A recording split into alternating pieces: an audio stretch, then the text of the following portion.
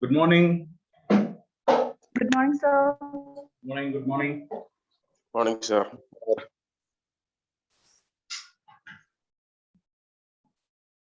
Right. So I told you guys to check something, right? What did you do? What did you find?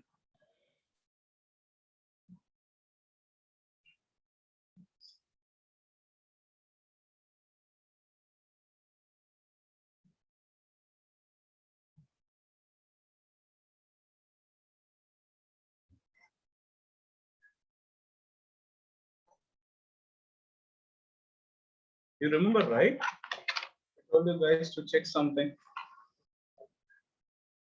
So related to Komagatamaru. Yes, related to Komagatamaru. What So did it's you find? a ship. Not getting what? So from British India, some of the people try to immigrate to Canada, but they were denied. They were denied, and they were forced to return to Calcutta. When they reached back, the British. Yes, near Baj. Yeah, the group leaders were arrested. Good. And also it caused death of about 20 people. Good. Why are you copy pasting from Google?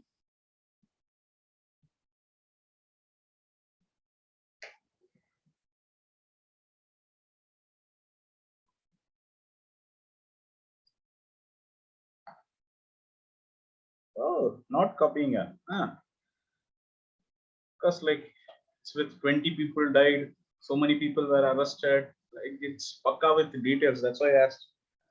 Right, cool. And I also asked you to do one more thing. I hope you know, right? I hope you understand which one. What is the warm current? Good, Biju. Keep it up.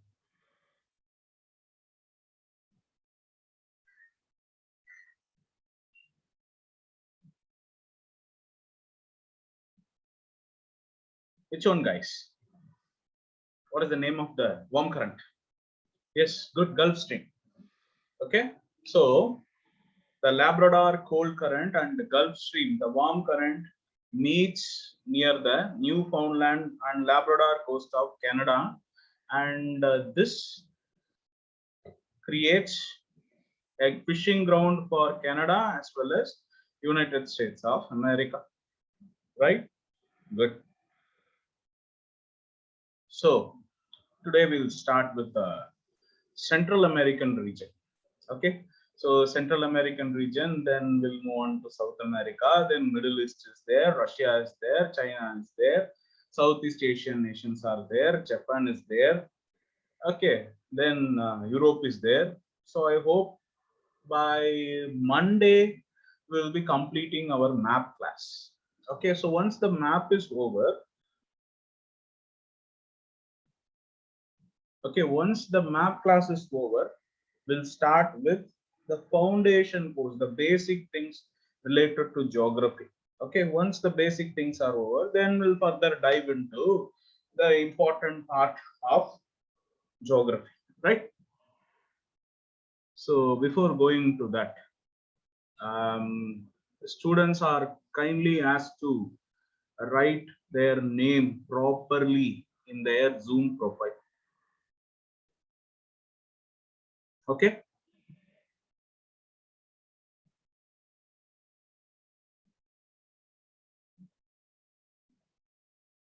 Is it clear? Yes, sir. Clear. Okay, good.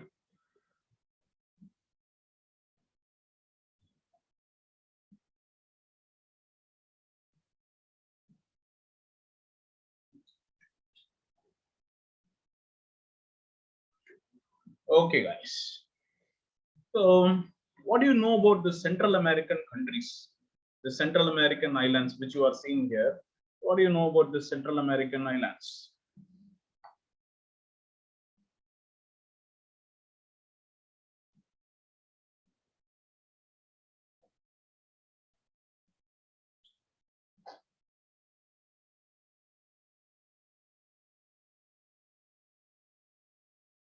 What do you know about Central American islands? Central American countries.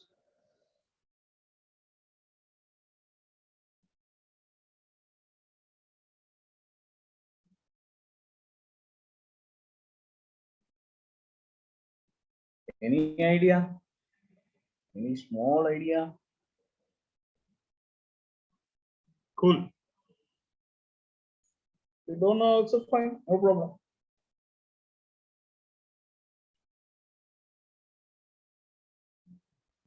Who's the world's fastest man? Usain Bolt. Jamaica, Usain Bolt. Right, Jamaica. Name of the person is Usain Bolt.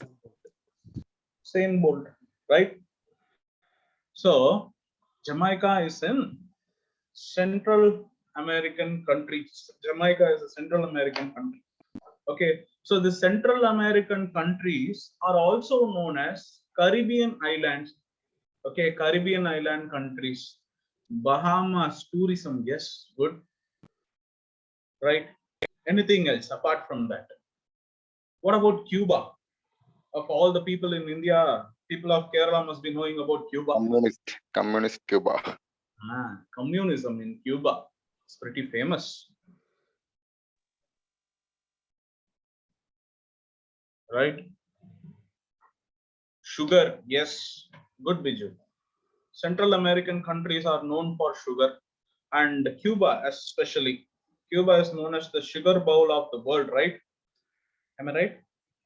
Is it Cuba or some other country? Sugar bowl of the world. Good. So, then, anything else apart from that? How many of you here are cricket fans, especially the people who watch IPL matches? Yes, sir. Right? Good. So then you must be knowing a lot of players from this region. West Indies. West Indies player. Yes. Right? But there is no country called West Indies, first of all. Yeah, sir, they have West started Indies, Caribbean Premier League. exactly. West Indies is not a country. Okay, West Indies is just a cricket association, an organization.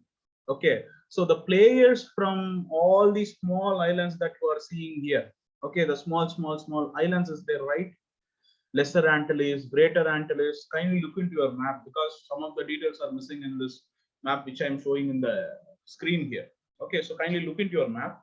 You can see small countries, and one side it is Greater Antilles, one side it is Lesser Antilles. Okay, so the people from this region, the small island nations, they formed an association called West Indies Association, and they play match from this association. Okay, so it is not a country as such. Okay, anything else apart from that?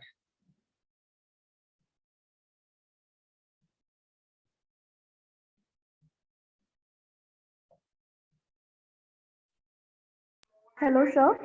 Yes. Does this name West Indies have any flashback with Europeans? Okay. When they tried to find India, I think they reached here, and they thought wherever they reached, they thought it was India, so they Okay. gave this name. I don't know sure, but I have heard the story. Okay. Okay. Fine. Anything else?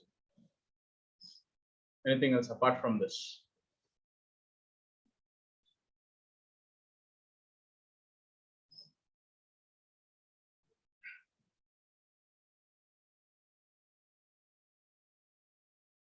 Caribbean islands are known for spices. Okay. So many Caribbean Indians are islands. living Yes. there, I think so. Many Indians Huh? are there. Indians. Yes, a lot of Indian population is there in the Caribbean islands. I hope you know the reason.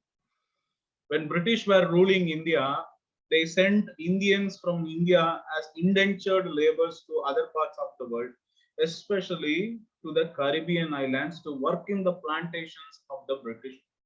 British had a huge plantation in this place, especially there is a place called Santo Domingo. Is it there? Dominican Republic, Santo Domingo, Yes, sir. right? So this was the place where the indigo plantation was flourishing under the British rule. Okay, and the world's major supplier was this Dominican Republic. What happened was the slave system was abolished. Once the slave system was abolished, the British were not able to get anything from this region. So British turned towards India. In 1793, I hope you know that permanent settlement system or the Zamindari settlement system came, and by 1799 it became official, and the indigo plantation, okay, shifted to India, right? More than 90% of the world's need for indigo came from India only. Once the Santo Domingo, Dominican Republic region got freedom from the slave system. Okay, so the exploitation of India began with the exploitation of Caribbean also, right? So the exploitation that happened in Caribbean regions where they made plantations, rubber plantation, banana plantations, okay, and bananas, you know, they use for jam. Okay, rubber plantation, you know the purpose of rubber, cotton cultivation, spices. Okay, so all these items which they cannot grow in European nations, European countries, they grew from this particular region, and this is one of the region which suffered a lot under the hands of British, and not just British, Portuguese also played their role, Dutch also played their role, Germans also played their role. Okay, all the countries, the imperial nations, the colonialists, all of them had their hand in suppressing this region. All of them had their hand in exploiting this region. Okay, a huge Indian population. Okay, the people from India, now they cannot. Now they are not Indians, right? Now they are called uh, people of Indian origins. Okay, so lot of people of India, I mean, lot of people of Indian origins are have settled in this place. Yeah, Okay, sir. The cricket association also Indians are playing, like Ravi Rampol, yes, Ramdin, some of yes, them. yes, yes, yes. So many people are there. Okay, and also this Caribbean islands is famous for one more thing, which is that take any football player. Okay, take any person who has a lot of money in his hand, they will buy a small island in this region. You know anyone, right?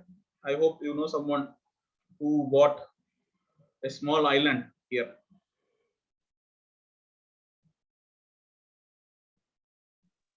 No idea?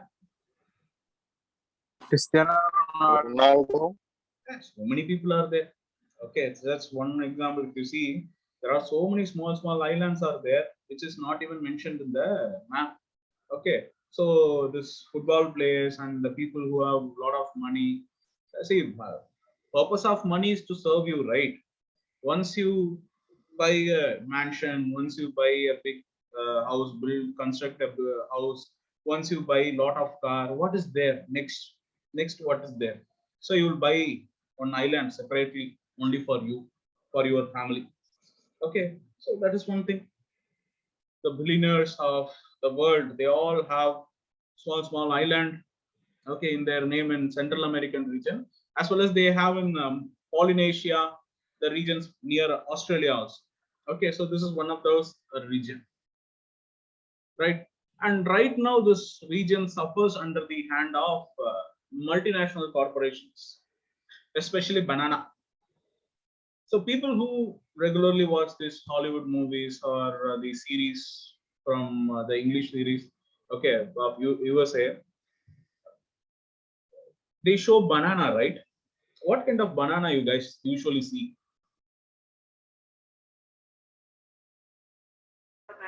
Robust. Huh? Robust. Robusta. Okay.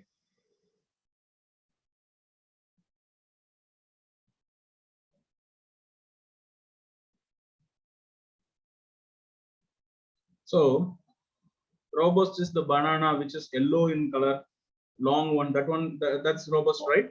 Sir, robust in green color. Robust is in green color, not yellow color. Yeah, green. I think it is Morris. Okay, the yellow long one, which looks like the green banana, but but it's yellow in color. Okay, Morris. Right? Usually, this is what they show. The monopoly in banana. Okay, from where they get banana is from this region only. Guatemala, Honduras, Nicaragua, Costa Rica, this region. Okay, so this region came to be known as banana republics, right? So what this multinational company do is, whenever the multinational company, okay, whenever the multinational company feel threatened by the government of this region, they dissolve the government. How? How is it possible to dissolve a government?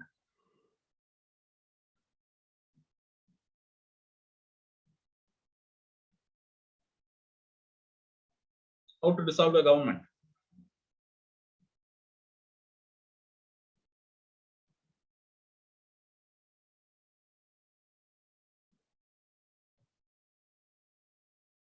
Guys, am I audible?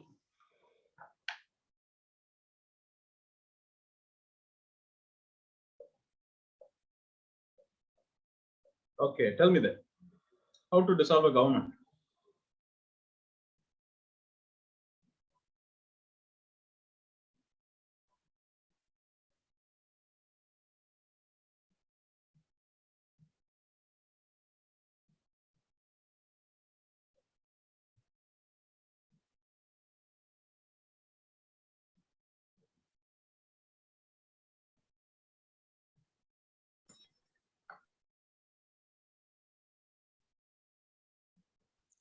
War. Eh? Vara.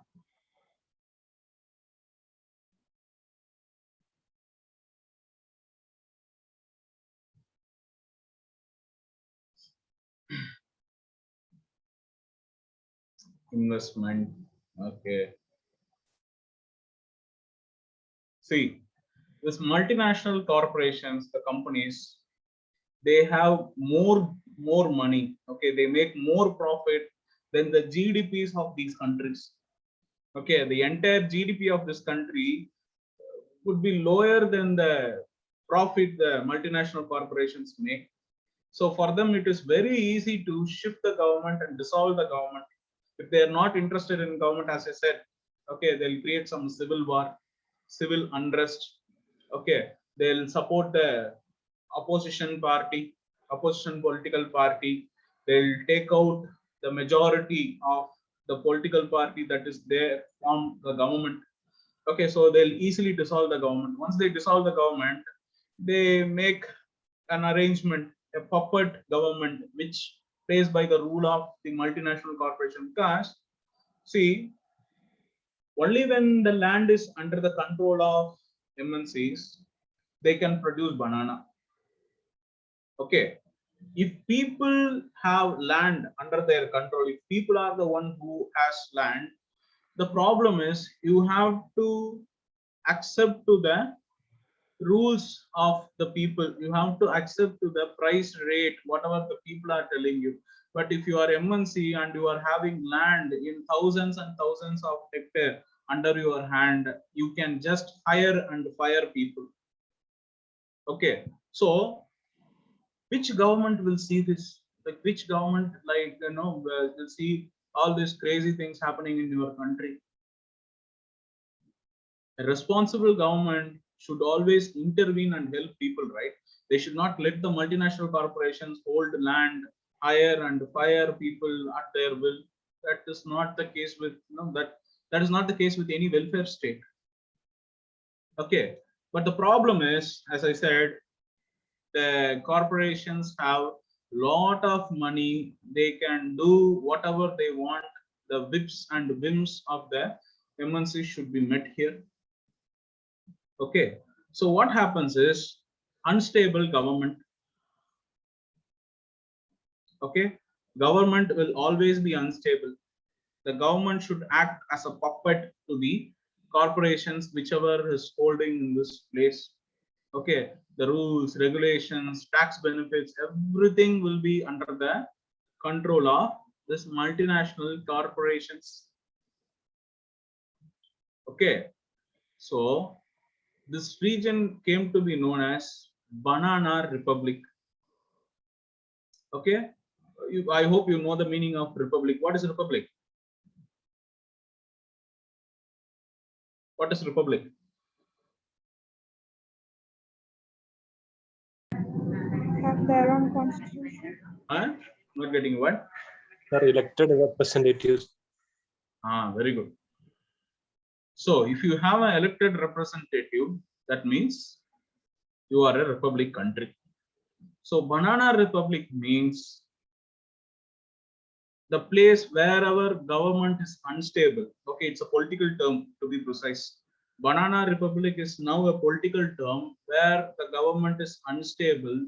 In whichever country or whichever region the governments are unstable, that region is known as Banana Republic. That country is known as Banana Republics. Okay, because of this people, because of this region, a new term was introduced into polity. That is the Banana Republic. Okay, so if you consider this region, Guatemala, Honduras, El Salvador, Nicaragua, Costa Rica, Panama, all this region are known for this crazy thing, that is the Banana Republics. Okay, and if you look into this Cuba region, Cuba, Jamaica, Haiti, Dominican Republic, this region is known as Greater Antilles. Okay, and the other side, it is known as Lesser Antilles. Okay, if you look at it, Antigua, yes. So you told that these corporates own large land shares in the country. Yes. But how does it affect the government? Like, do they not give the products or something like that? Not getting what? Do they refuse to sell products and pay taxes? Is it like that that they influence governments? See, that's what I'm saying. They can buy. Okay. See, government is basically made up of people, right? Made out of elected representatives. Yes. Yes. Right? There is something called defection. Okay. It basically, consider this one. You have a lot of money and you want to form a government. Okay, two parties are there. One side, the party is having a majority, just some 5-6 seats extra than you. Okay, but you have a lot of money. You can buy some 6 to 7 MLAs to your side, right? Okay. That's what. No, okay, fine. Right? When you have money, you can do anything, man. You can buy MLAs, you can buy MPs, and you are living in India. You are asking me this question. So you should be familiar with buying elected representatives, right? So that's what happened in this region. So the Greater Antilles region, that is the Cuba, Jamaica, all this region. And if you see on the eastern side, the small island nation is known as the Lesser Antilles region. Okay, the countries like Antigua and Barbuda, okay, Dominica, Saint Vincent, okay, so Trinidad, Tobago. Is it visible for you guys? Yes, sir. Okay, so Trinidad and Tobago, all this region are known for, as I said, known for spices, plantation, and you know the climate of this place basically, right? The climate of this place is just like you can see the temperature. You can understand the climate of this place by looking at the latitudinal position of this place. The latitudinal extent of this place starts somewhere around 5 degree north. Okay, in Panama, if you see, it's around some 5 degree north. Okay, and it extends up to 25 degree north, which means it is situated in prime equatorial and tropical climate. Okay, wherever prime equatorial and tropical climates are there, that region is known for plantation and spices. Okay, tea plantation, coffee plantation, rubber plantations. Okay, all the spices, all other varieties of spices. Right? Am I clear? Yes, sir, clear. Okay, good. So shall we move forward? So mixed climate. Not getting you what? Mixed climate. What? So mixed climate. Mixed climate. Yeah. What do you mean by mixed climate? Because that means we can expect rain at any time. So just imagine Kerala. Okay, sir. Okay, so as I said, island nation. Okay, island nation near to coast. Okay, every region is an island, which means heavy rainfall. Okay, temperature also, excuse me, high temperature, because its closeness towards the near the equator means high temperature, high rainfall. Okay, wherever elevation is there, high elevation, mountain ranges are there, small hills are there, there you can see coffee plantation and the tea plantation. Okay, wherever plain regions are there, you can see rubber plantation, you can see banana plantation, those kind of things. Okay, so climate is basically hot climate, hot, wet, equatorial climate, and moist tropical climate.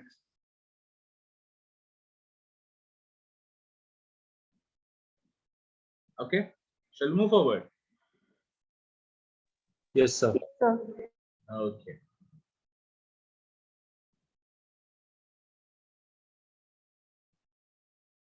Right, this is South America. What do you know about South America?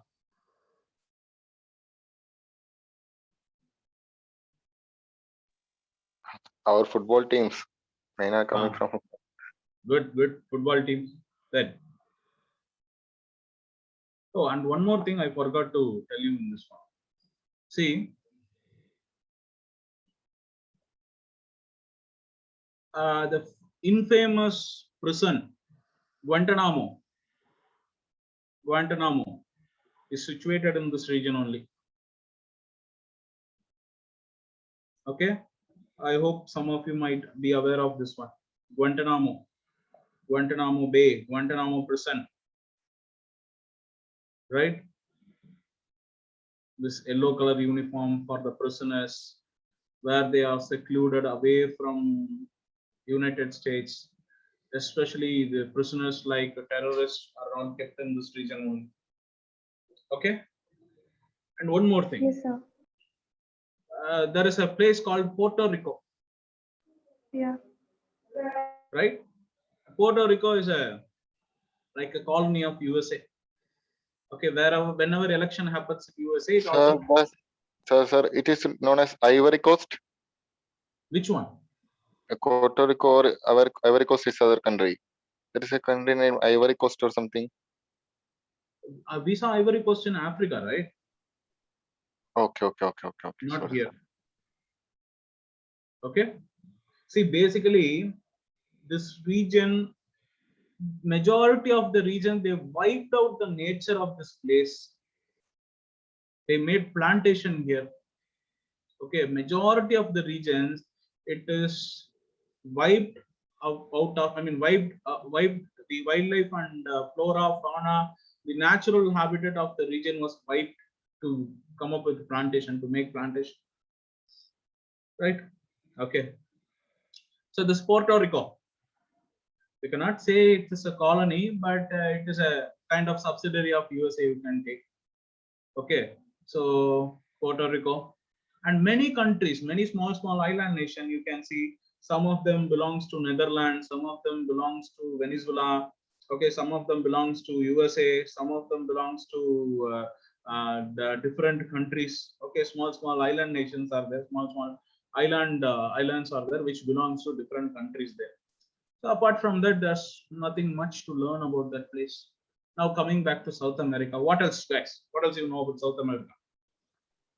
Amazon. Good. Amazon rainforest. Longest mountain range and is Andes mountain range, world's longest mountain range. Okay, good. Then this continent more southern what? lies in southern hemisphere. Okay, good. South America lies entirely in the southern, yes, southern part of equator, southern hemisphere. Then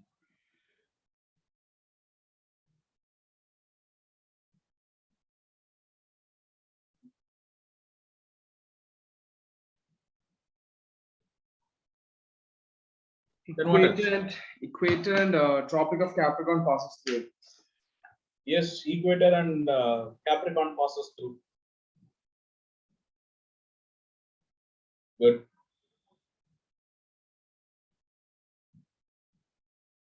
Then anything else? Sir, production of iron and other natural resources. Brazil, rich production of iron and Yes. Production of minerals. Good. Then anything else apart from that? Largest sugar producer. Largest? Sugar. Yes, Brazil. Samba dance. Huh? Samba dance. Zamba dancer. Yes. Right. Good. Then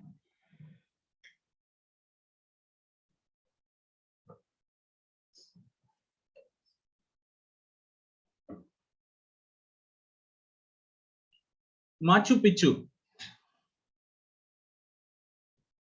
Where is Machu Picchu? And what is Machu Picchu, first of all?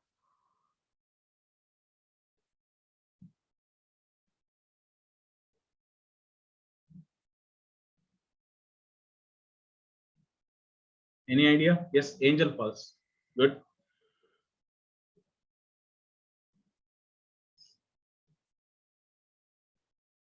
Have you heard about this civilization? Inca civilization. There is a civilization called Inca civilization.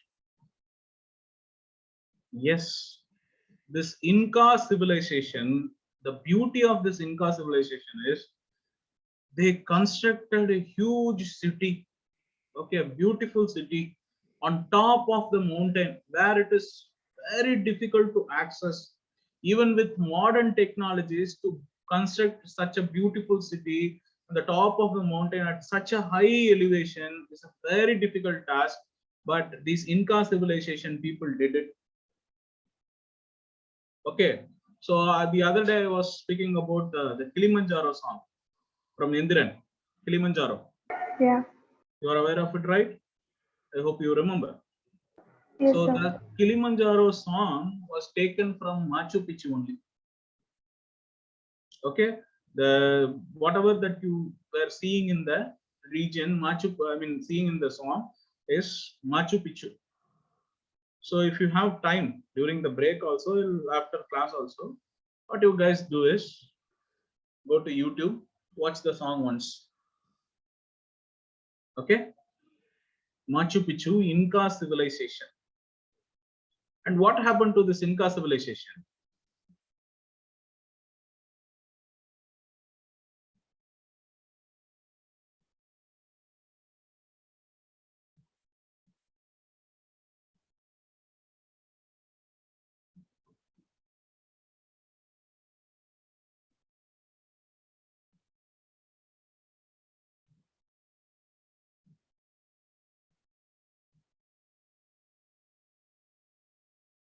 What happened to this Inca civilization?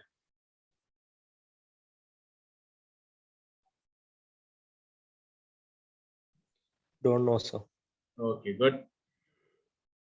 So read that also in your free time. Okay, right.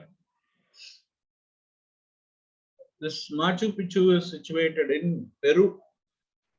Okay, you are seeing right, Peru. Peru on the western side. Okay, and currently Venezuela faces one of the worst economic crisis in the world. Have you heard about it? Yes. Venezuela, economic crisis of Venezuela, right? Yes, sir. Right. So uh, the most disturbing thing is people are buying meat in Venezuela. Okay, rotten meat.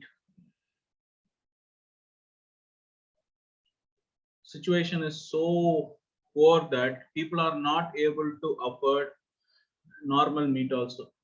Okay, they are buying rotten meat for lesser price. That's the economic crisis. That's the difficult situation Venezuela is facing. Okay, Venezuela is one of the oil-rich country in the world. One of the oil-rich country in the world. And if you see, apart from Middle East, Venezuela holds one of the major reserves of oil. But still, Venezuela economic crisis there, thanks to the politicians, right? And is there a place called French Guiana? Is there a country called French Guiana there?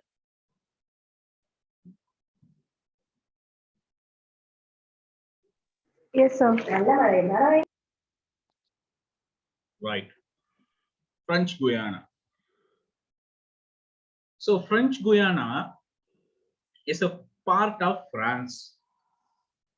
You know where France is, right? Where is France? Which continent? Europe.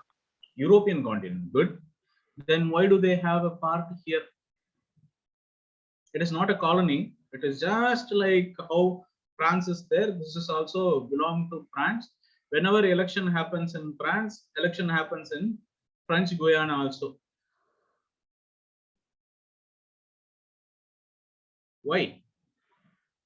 Launching pad of France. Yes, good.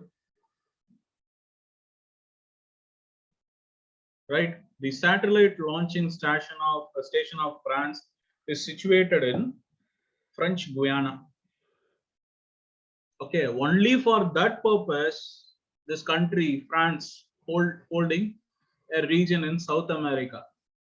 So my question is, France is such a developed nation, then why to have a launching station somewhere else in a different continent, hold a region in different continent, rather than have a satellite launching station in your own country within your own borders in European continent?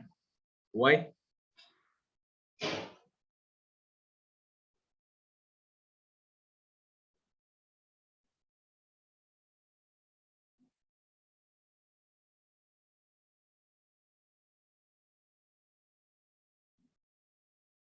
Near to equator, gravity is less in equatorial region. So where is the satellite launching station in India?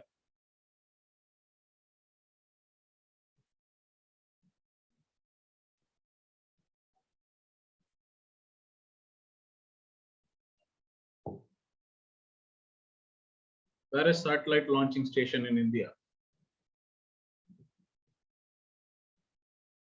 Sri Harikota. Okay, where is Sri Harikota exactly?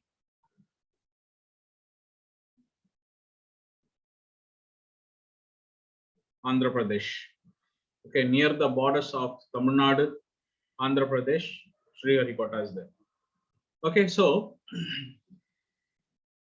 if you see any country in the world, okay, you see any country in the world, the rocket launching stations, okay, satellite launching station will always be there near equator only, on the western side of the continent only. right? You understand? Yes, sir. Okay. So near to the equator, reason is, again, geographical reason only. Equatorial region, if you see, Earth is not a sphere, right? Earth, the shape of the Earth is geoid. Geoid means a bulge in the center and slightly flattened near the poles, both North Pole as well as South Pole, slightly flattened near the poles and bulge in the center is the shape of Earth. Okay, so that means from the center of the Earth, if you measure the distance towards pole and the distance towards the equator, the distance between the center of the Earth to equator is more than the distance between the center of the Earth to the poles, which means the more the distance, the less the gravitational attraction. Am I clear? Yes, sir. Yes, Which sir. means it is easy to launch satellites because low gravity means less fuel only is needed.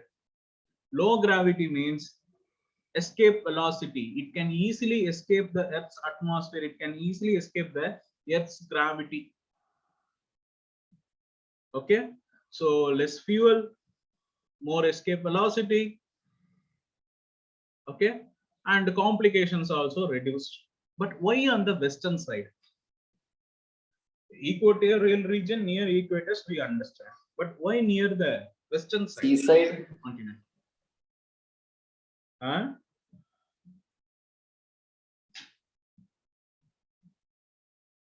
Yes, someone said Near towards sea. sea. Near to sea means even in the eastern side, if you keep it is also near to the sea.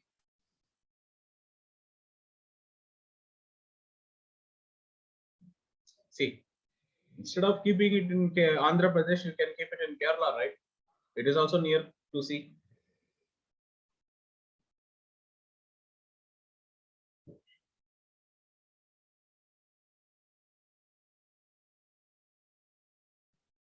Tumba is there, but is it a rocket launching station?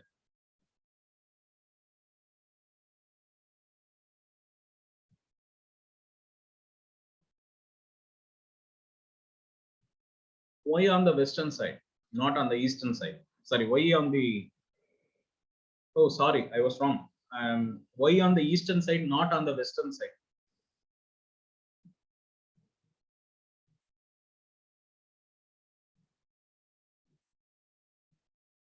Guys, I told you that rocket launching station will always be there on the western side, right? Is that what I said? Yes, sir. Okay, kindly change it. Rocket launching station will always be there on the eastern side, not on the western side. Eastern side, kindly change it.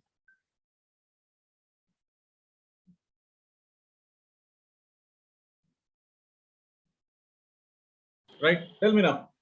Rotation of Earth. Rotation of the Earth. What about the rotation of Earth? From west to east. Okay, so So east is best. right. See the rotation of the Earth, as you said, rotation of the Earth is from west to east.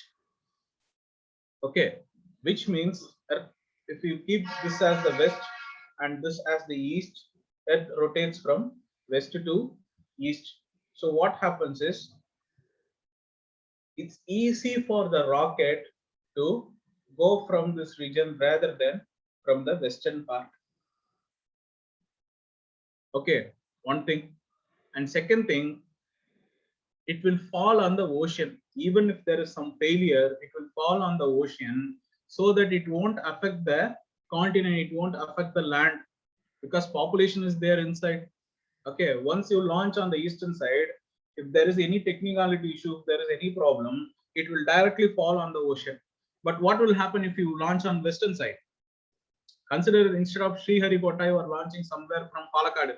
are launching somewhere from the Kuttanad region, what will happen if there is any failure, technicality failure?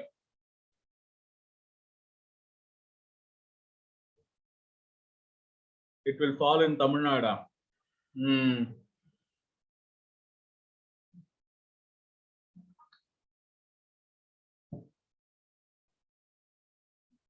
Why do you want to destroy Tamil Nadu, man?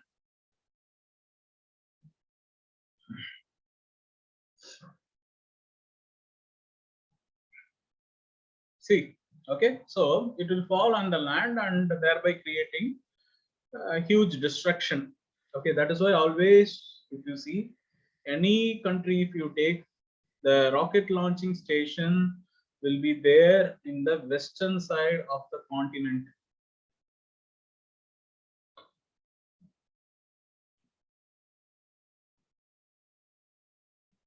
Tumba, no Arjun.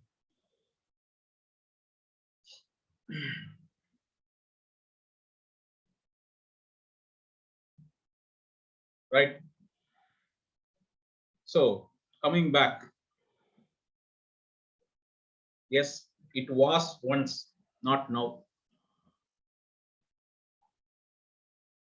Okay, so coming back to geography. South America is one place where it is strategically situated. Okay, if you see one side of the continent, it is hot desert.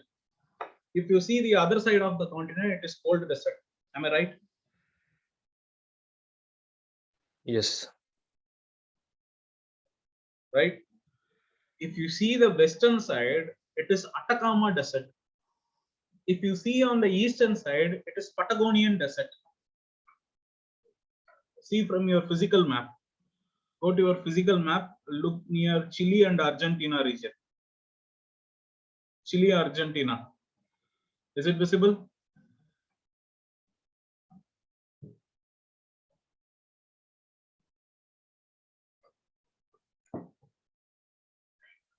Is it visible, guys? Yes, sir. Okay, good. Atacama desert and Patagonian desert.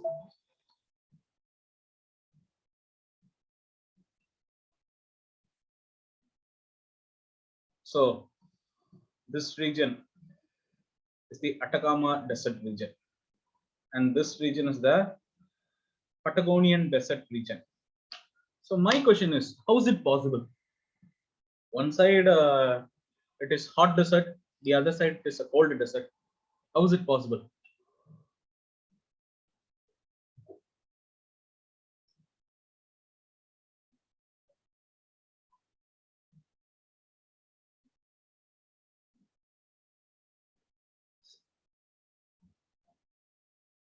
Patagonian desert is a cold desert. Atacama desert is the hot desert. Altitude? No. We can see the latitude instead of altitude. Look at the latitude of Patagonia. Where is Patagonia and what is near to Patagonia? Antarctic is there near Patagonia. Good. And if you see the latitude of Argentina, the southern tip of Argentina, it extends to 50° south. Am I right? Its extension even Yes, sir. goes near 60°. Okay. So obviously at 50° and 60° south latitudes, it's going to be cold. Just like how Siberia is cold. Okay, in Russia, this region is also going to be cold. Right? And Atacama desert. See, take any desert in the world. Okay, any desert in the world, if you take, majority of the deserts of the world, hot deserts especially, majority of the hot deserts of the world will be situated along 20° north. Okay, 20° to 30° north. Almost all the hot deserts of the world will be situated in this latitude only. If you have doubt, kindly open the world map and see what are the deserts are there. Go for Sahara Desert. Where is Sahara Desert situated? At which latitudes?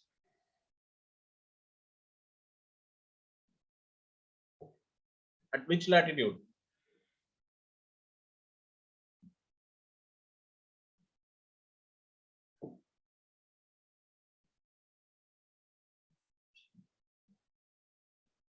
(23° north). Good. Go for Middle Eastern countries. That is Saudi Arabia, all those countries. What is the latitude of that country, of that region, continent, Middle East?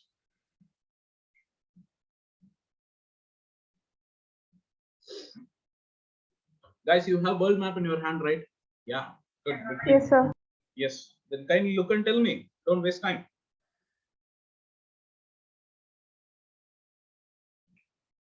20 degree to 30°. Good. What about the desert in Australia? 30°. Right? Same 20 to 30° range. Okay. What about Atacama Desert?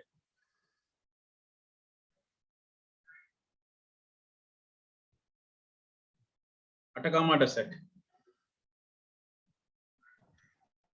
23° south. Yes, 20° south, 30° south range. Good. What about Thar Desert of India? 20 to 30° north. Right?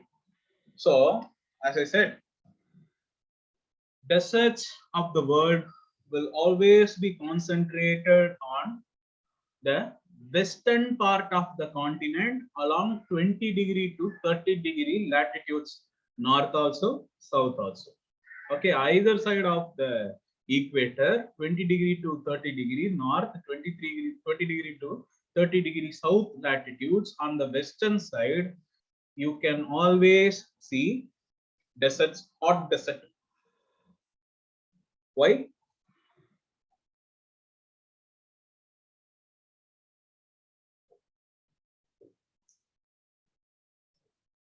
Why on the western side, not on the eastern side?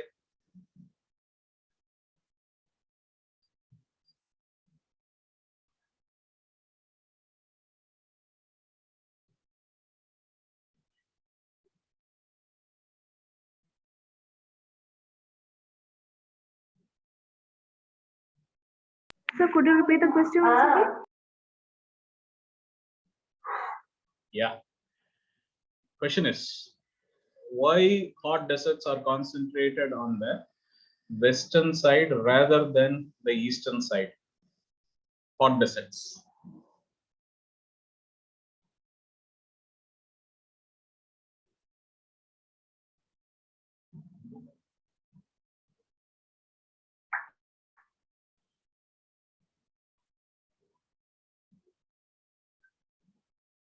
No idea? No, sir. Water present is more on the eastern side because of rotation of Earth. And no, nothing like that. Okay, so keep this question in your mind. We will see the answer in climatology. Okay, when we read about wind system, yes, the pressure belt. Okay, climatic regions, climatic zone of the world. When we read all those things, you will know the answer, because I will ask the same question once again when we are going to read, when we are going to discuss climatology. There you will get the answer. There you will have your answer. Right now, keep this in mind. 20° to 30° north, 20° to 30° south. On the western side of the continent, you can always see desert. Okay, hot deserts of the world concentration. Right? Keep this in mind.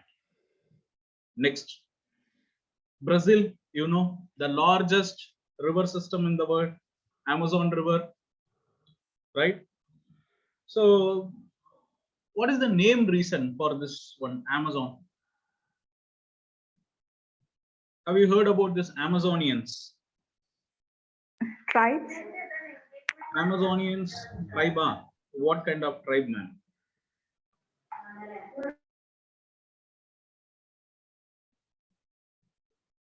What kind of tribe are they?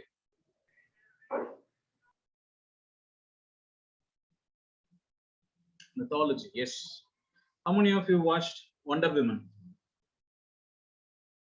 Wonder Woman.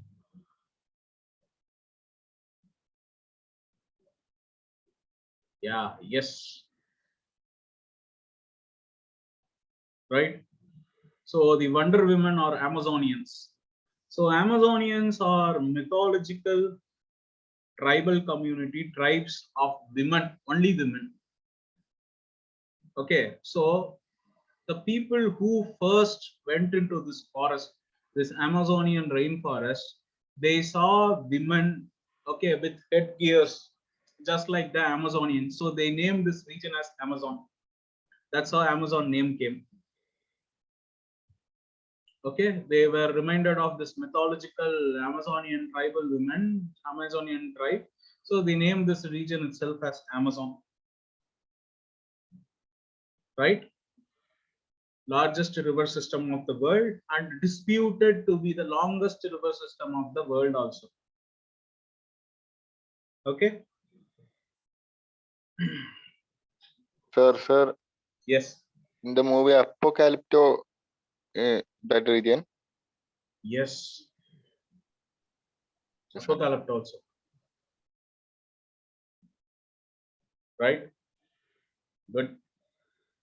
And there are certain creatures here, wildlife. Have you seen llamas? Llamas. Llamas. Yes, sir. Llama, right? Sir, Yes. Yeah.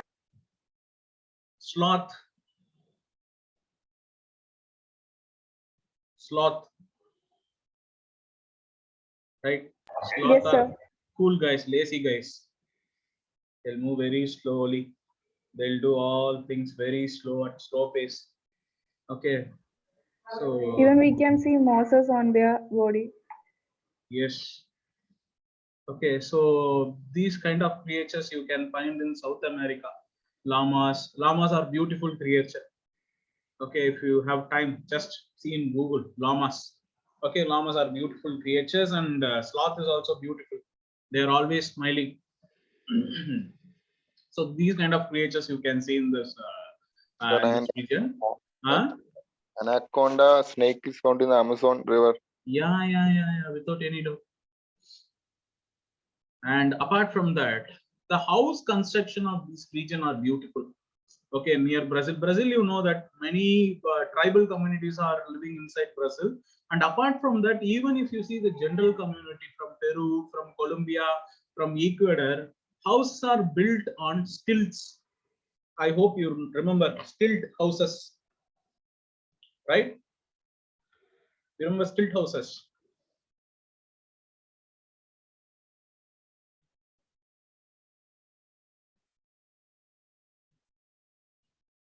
Stilt houses are like this, constructed over stilts. This is the stilt house. Okay, they'll construct houses on stilts. Why? Yes, sir. Why to construct house on a stilt?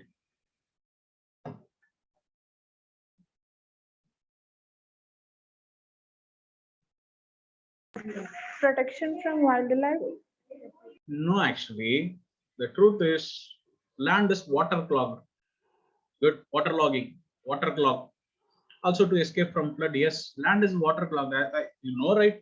Climate of this region, obviously, equator is passing through. If equator is passing through, that means what?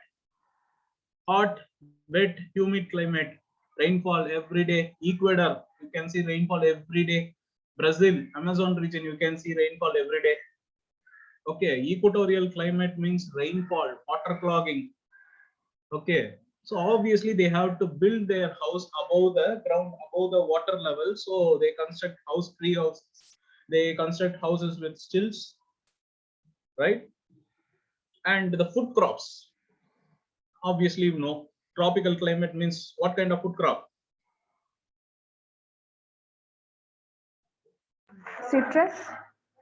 Citrus? No. Citrus or Mediterranean? Tapioca. Yeah. Guys, think about Kerala. Tapioca, rice, Rubber. fish. Okay. That is the food. Okay.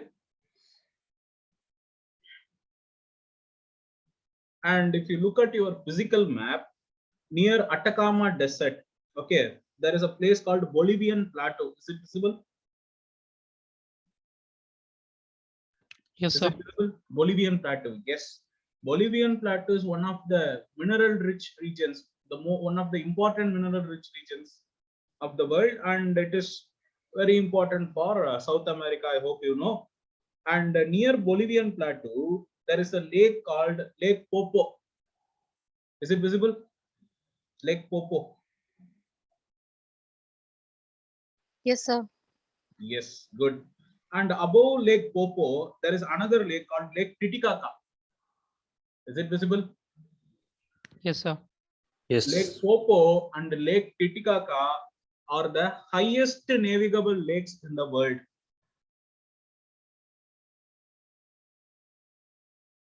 Okay, Lake Titicaca and Lake Popo are the highest navigable lakes of the world.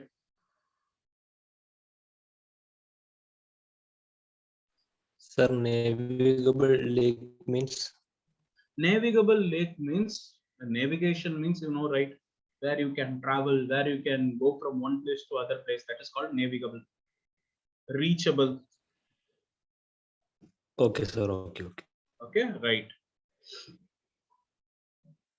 So it is nearly 4,000 meter above sea level.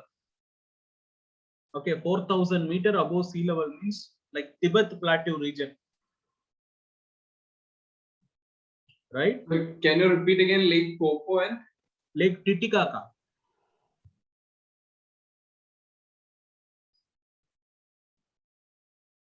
Okay, Lake Titicaca and Lake Popo are the highest navigable lakes in the world, and especially Lake Titicaca. If you consider both Lake Titicaca and Lake Popo, Titicaca is the highest. Okay, both are highest, but out of the two, Lake Titicaca is the highest. Right? Am I clear? Yes, sir. Yes, and this Lake Titicaca is also UNESCO's World Heritage, comes under World Heritage. Obviously, you know that. Okay, so such an important lake it is. Okay, and apart from that, if you look into your physical map, okay, go near Argentina. Okay, Argentina and Uruguay border. There is a grassland called Pampas grassland. Is it visible? Pampas grassland. PAMPAS. Yes, sir. Right? Pampas grassland. So Pampas grassland is a temperate grassland. So temperate grassland means what?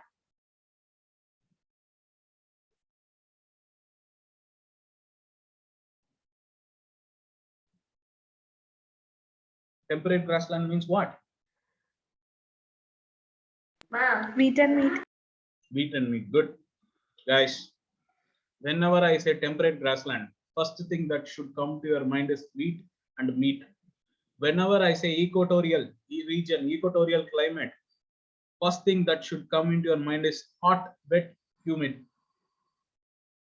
Okay, even in your sleep, if someone asks you, you should remember this, because this is the basic, and the UPSC tend to ask question from these basic concepts again and again repeatedly every year. So as long as you are very good at your basics, you are going to get really good score in preliminary examination from geography part.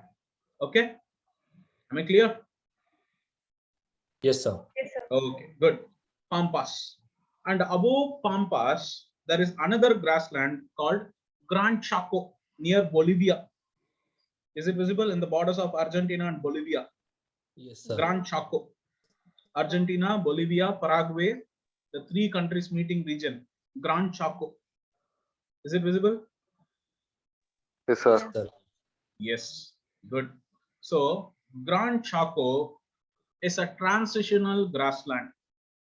Okay, transitional grassland means it comprises of both temperate as well as tropical features.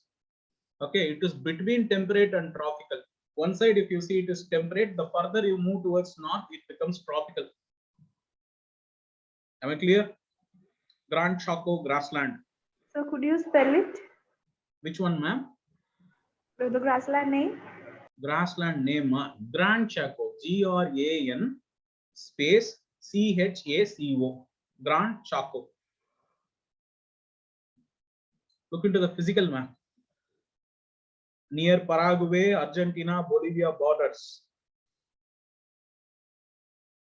Yes, sir. Okay, on the eastern side of Bolivian plateau.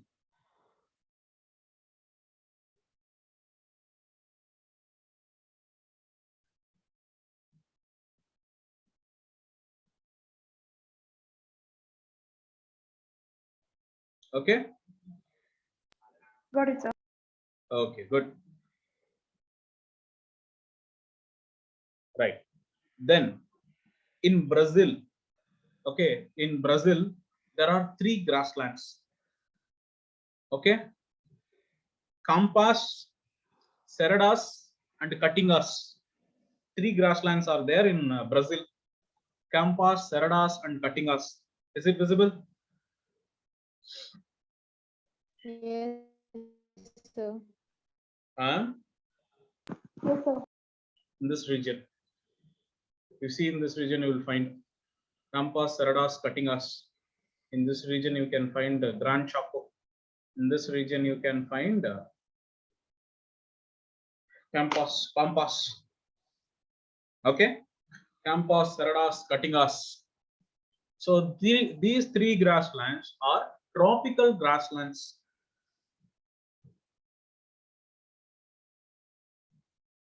Okay.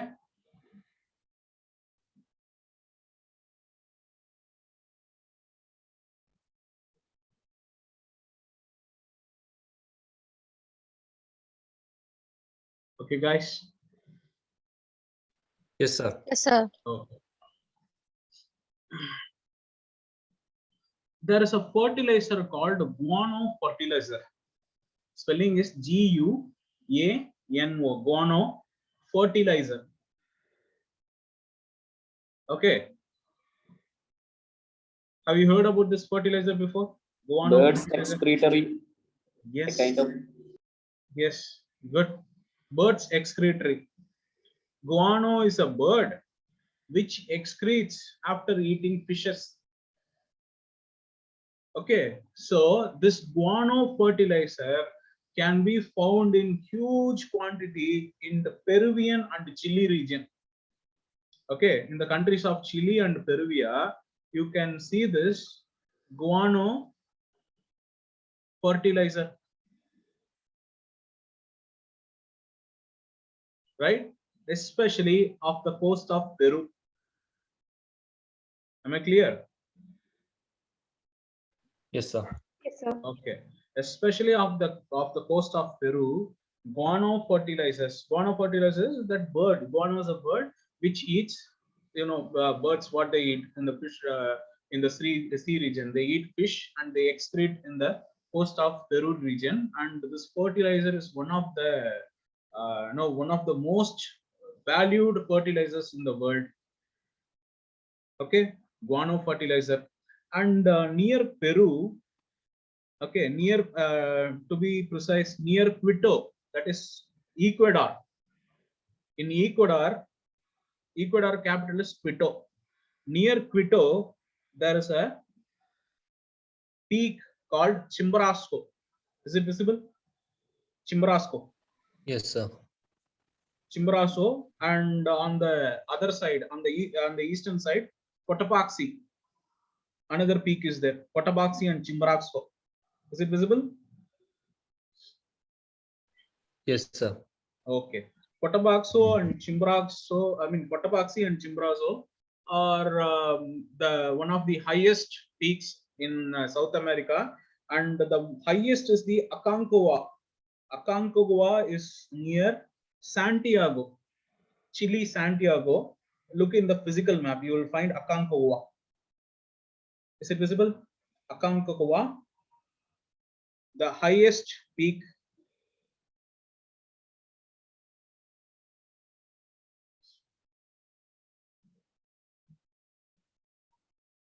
Sir, where to look? Sir, where to look? Near Santiago, Chile, Santiago. In the physical map. Eastern side of Santiago, you have Aconcagua. First look into the political map, find Yes, sir. Santiago. So around this region, man. Okay, this region, Yes, sir. right? Good. The highest mountain peak of South America, and the highest in Peru is Cotabaxi and Chimborazo. So these three are important peaks in South America.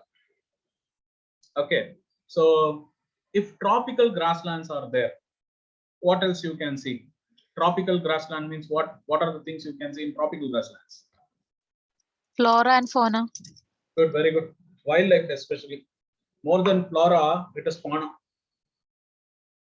Okay, where tropical grasslands are there, wherever tropical grasslands are there, that region is known for wildlife. As I said, in Africa, if you see the Sahel region, the Sudan region, Savannah grassland region, this region is known for wildlife. More than the flora, it is the fauna. Okay, great country sport, I said, in Africa. Okay, so just like that, here also in tropical grasslands of Campas, Cerradas, Caatingas, you can see a lot of wildlife. See, temperate grassland means herbivorous animal. Okay, grassland will be there, people will be there, wheat will be there, meat will be there, and slowly it becomes the place of people.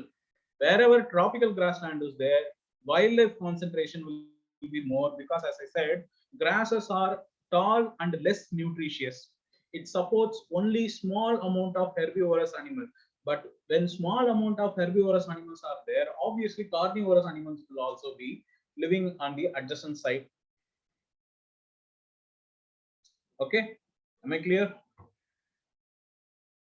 Yes, sir. Yes. Yes, sir. sir. Okay.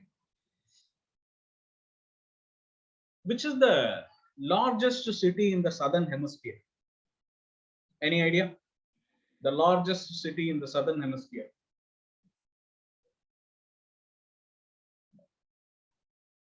The most populated city in southern hemisphere. Any idea?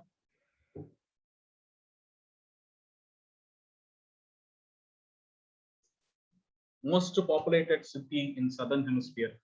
Largest city in southern hemisphere.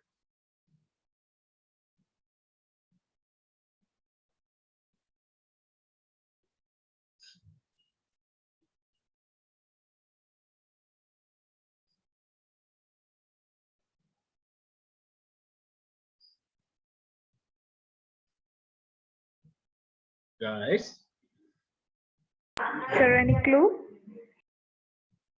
it is in Brazil. That is the clue. Anantu. Yeah, no, it is not Rio. It is Sao Paulo. Sao Paulo is the most populated city in the entire southern hemisphere. Okay, which is situated in Brazil.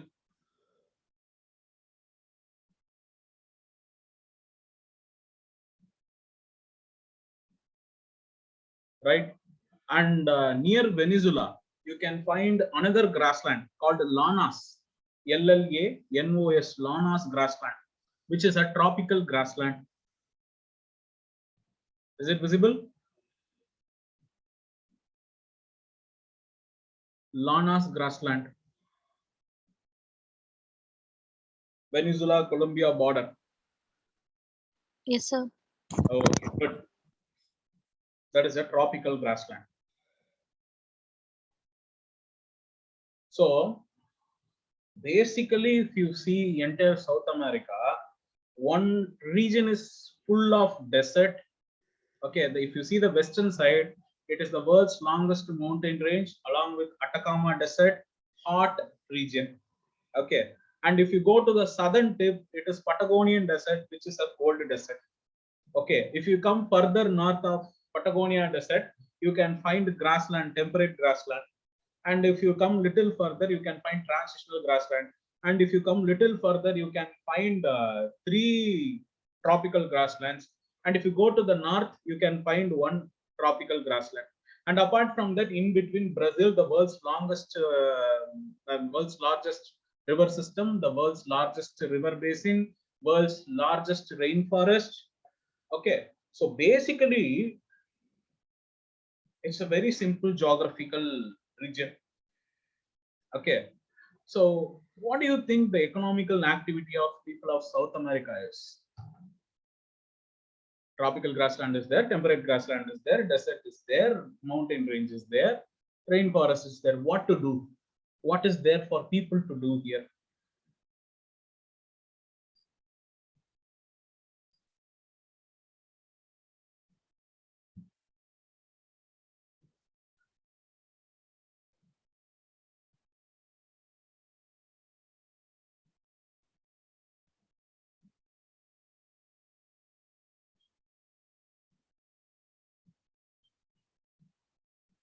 Tourism, agriculture.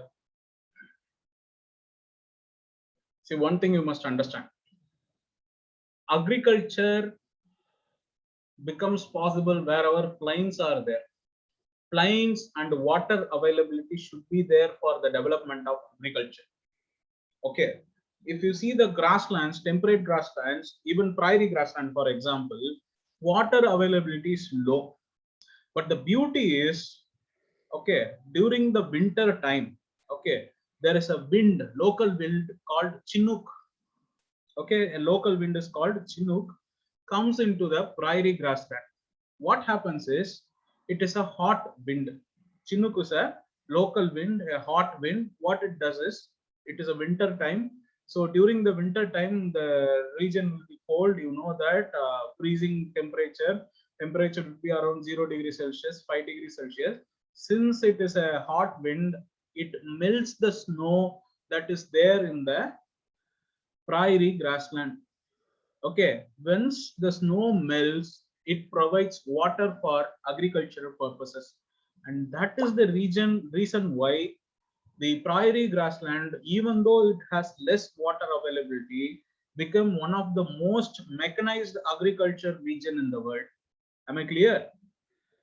But that is not the case with Argentina, but that is not the case with Pampas, right? You understand me, right? Yes, sir. See, temperate grassland means basically it present in climate where it is cold. Okay, cool climate, and especially in the winter time, the climate goes to freezing temperature. And with continentality effect, the freezing temperature, the temperature becomes even colder. Okay, only because of Chinook, the hot wind that comes from the local hot wind that comes from the Gulf region, sorry, not Gulf region, from equatorial region, it gets a small relief. Okay, the snow gets melted and some water will be available for the agriculture, but that is not the case with this region. Okay, so agriculture is also difficult task. Mining, yes, Bolivian plateau, Venezuela, here are there, yes, gold deposit, one thing. Okay, the Brazilian region and the Amazon rainforest, there is a huge sediment of gold available. But unfortunately, the problem is with mining, the natural habitat and deforestation happens. Okay, I hope you remember just in the past year, Amazon rainforest was on fire. Am I right? Yes, sir. Yes. So that is one problem. And second thing is, as I said, since it is very difficult for people to live and the population is increasing, economical activity is low, employment opportunity is low, what they do is they purposely deforest Amazon. Okay, one side tribal people population, that is another case. But in the name of development, purposely they are cutting trees, purposely they are degrading and destroying the forest, Amazon forest region. Okay, is it good or bad, guys? Is it good or bad?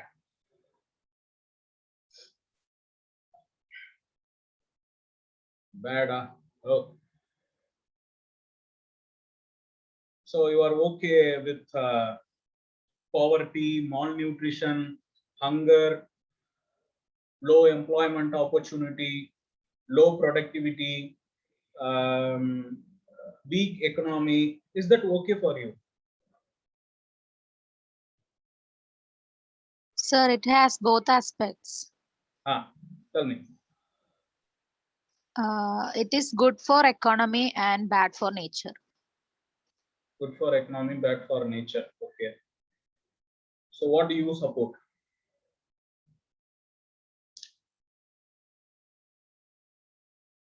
What are you going to support? Is it economy or is it environment?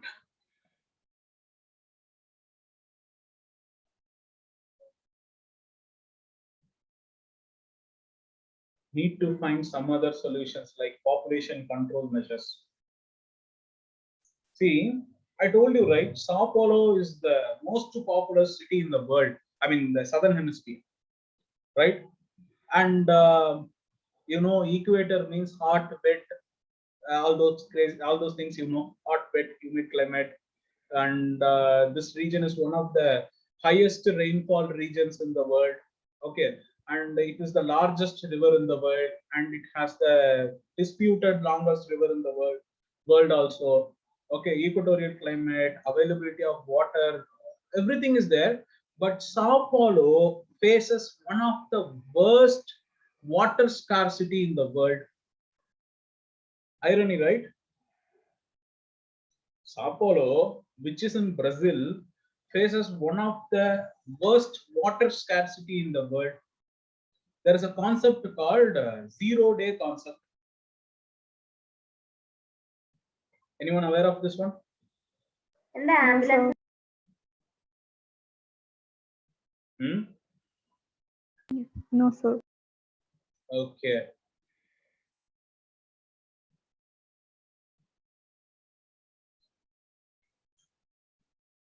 See, yes, Cape Town.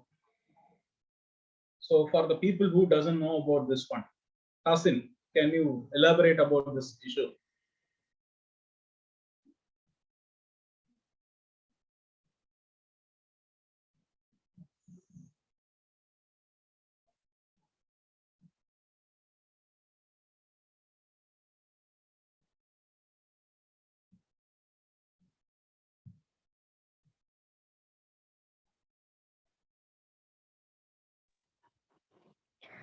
No, I don't know much more about that.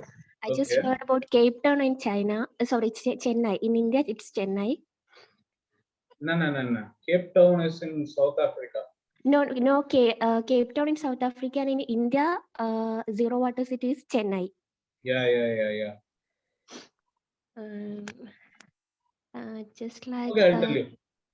Okay, thank you. This day zero concept is nothing but when water becomes a very scarce resource. Okay, what they do is they'll shut down one by one. Okay, first what they'll do is they'll shut down um, the water availability to personal households. For example, the municipal water, corporation water, everything will be stopped. Okay, you can get water from only public wells, only from public tanks. Just imagine this: if there is no water in your house, And if you want water, you have to get from public places only. How difficult it will be. And that is not the case actually. I mean, that is not the only thing.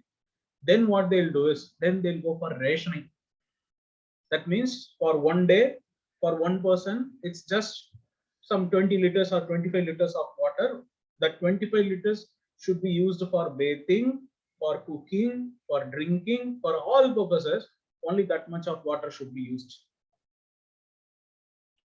Okay, theme parks, water parks, anything related to water, lake, everything will be closed. Imagine this. This is what Cape Town is facing. And Sao Paulo is also nearing to face this crisis. Right? Brazil is one of the highest rainfall regions in the world.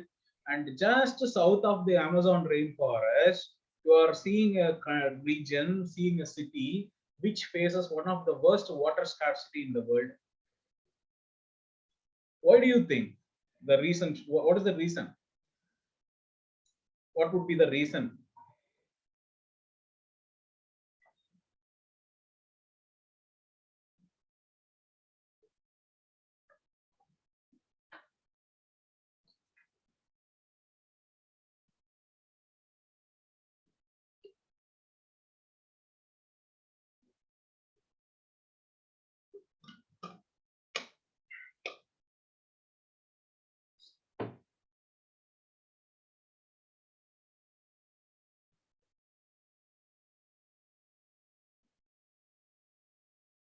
Guys,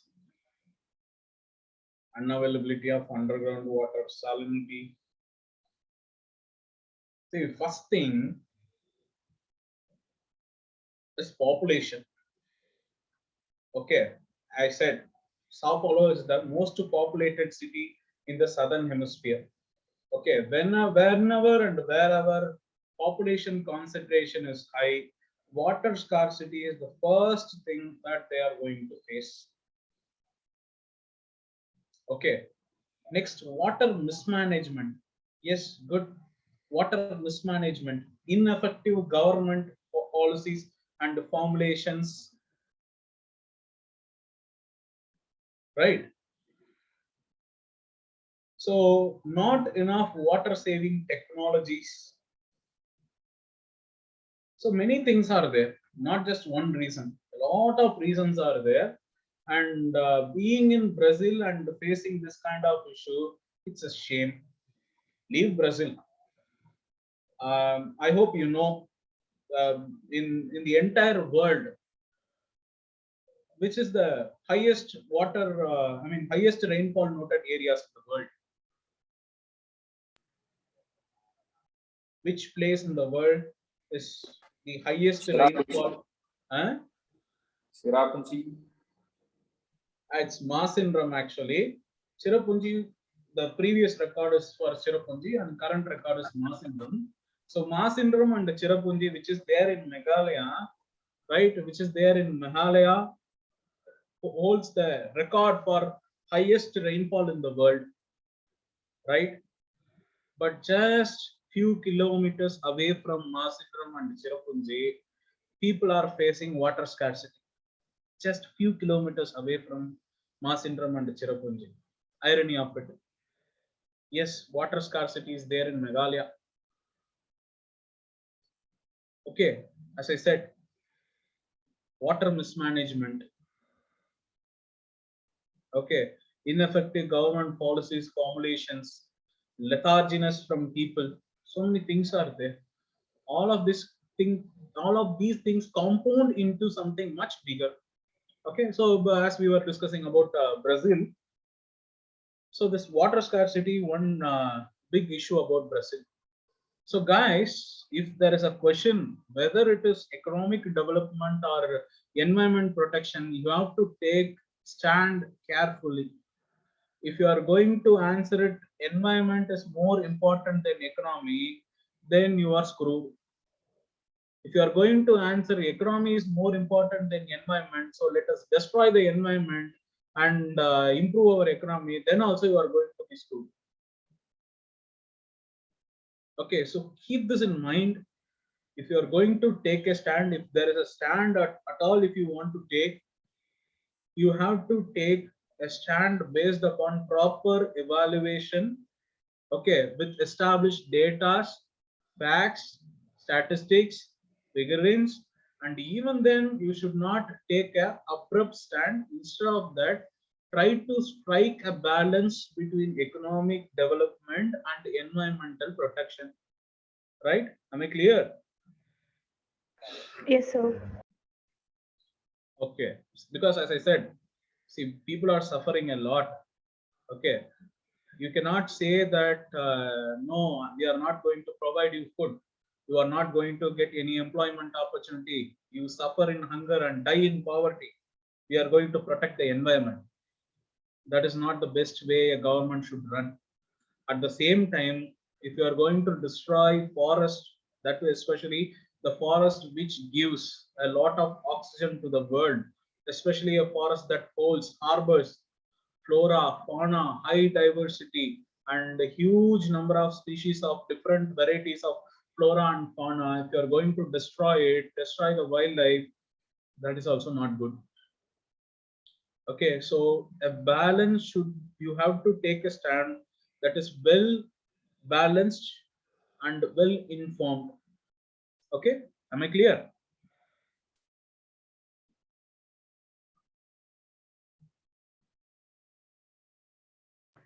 Yes, sir. Okay, good. So what you guys do is you guys go for break and come back, right? So next we will move on to other place. Okay, Okay. so South America over, Central America over, we'll move on to next continent. Okay, Okay, sir. okay then.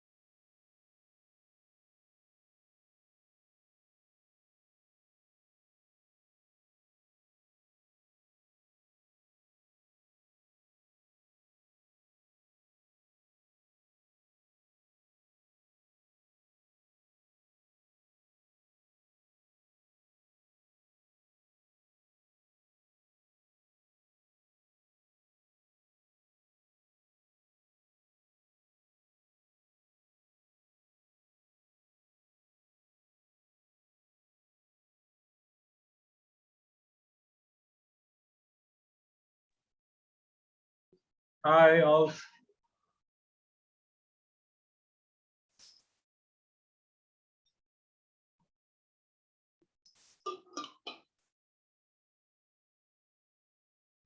Yes. Hi, sir. Hi. Right. So now we'll move on to Middle East, the second home of Keralites, right? The Middle East countries. So, guys, I hope you know more than me about Middle Eastern countries. So, kindly tell me something about Middle Eastern countries. Come on. So, I hope at least one of your relatives would be there somewhere in Saudi Arabia, or Oman, or Yemen, or Qatar, somewhere. So, tell me something about Middle Eastern countries. Hot climate, oil, good.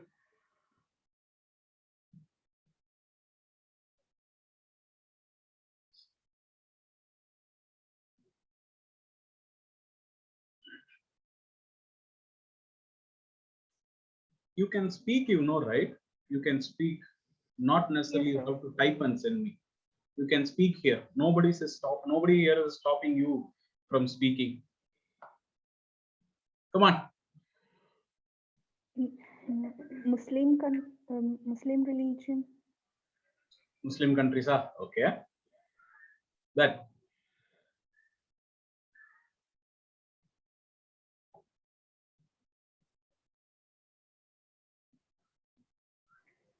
hot climate, oil, Also, Muslim countries. Then emergence of Christianity also. not getting what? Christianity. Emergence of Christianity. Oh yes, emergence of Christianity. Christianity, yes, good.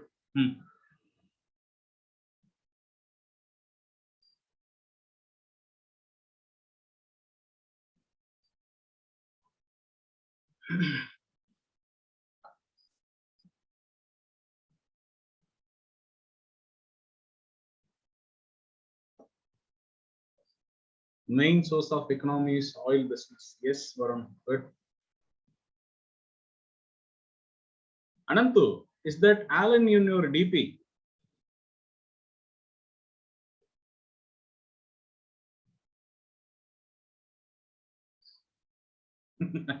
Are you a fan of Alan?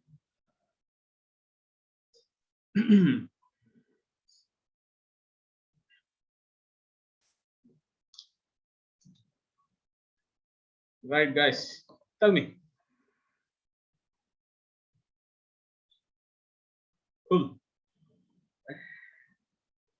I'm just judging you on the basis of what you like, right? And you, so tell me, guys, what do you think about Middle Eastern countries? What do you know about Middle Eastern countries? Water scarcity. Dry area. Good, very good. Dry area, water scarcity. Yes. Then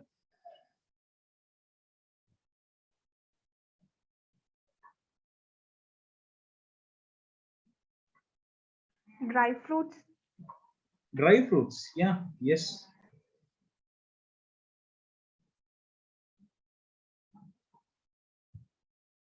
Then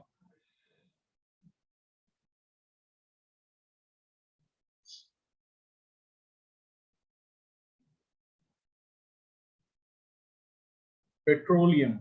Okay. Yes. Petroleum products.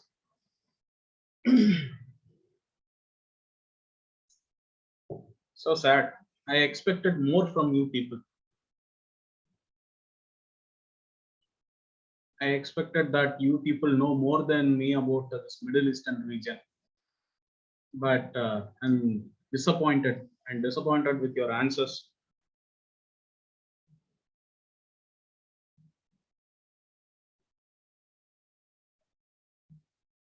Right. Anyways, so Middle Eastern region, one of the most brutal, vandalized, war-torn, terrorized, militarized regions of the world. Right.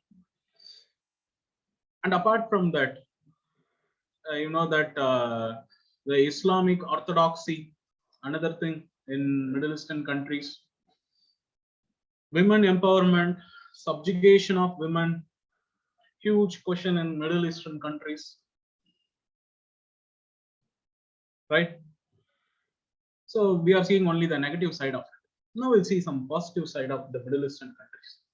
So Middle Eastern countries are one of those countries with high income, very high income to be precise, right? They make a lot, they make money a lot, they make tons and tons of money, right? By selling petroleum products, petrol, crude oil, they make a lot of money. That's why you can literally see people having gold watch, gold car, gold toilet, gold mobile phones. Am I right? Yeah. People who've been to Middle Eastern countries, you might be knowing that in the road, normally you can see a Ferrari car. It's not a big deal there, right? They spend lavishly, right? One of the highest personal income, or to be precise, the highest personal income is noted from Middle Eastern countries only. Highest per capita income is noted from a Middle Eastern country only, right? So the society, you know, it's deeply religious, deeply orthodox, right? And the, the Middle Eastern countries are those countries where punishments are very severe. Okay, flogging is a very common thing that happens in Middle Eastern countries, right? Israel, Palestine. What is the issue, guys? Israel, Palestine.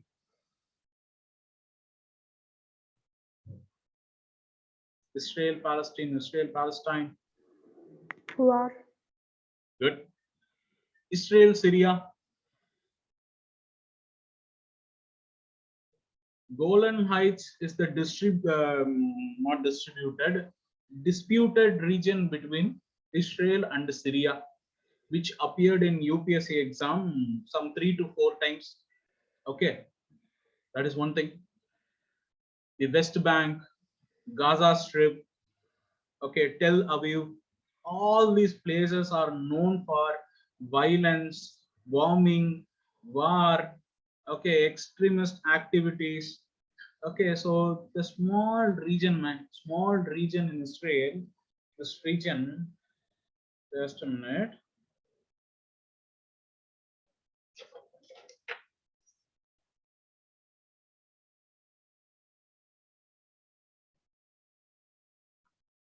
See, the small region has so many issues, right? As I said, Gaza Strip issue is there, West Bank issue is there, Israel Palestine issue is there, Israel Syria issue is there with Golan Heights.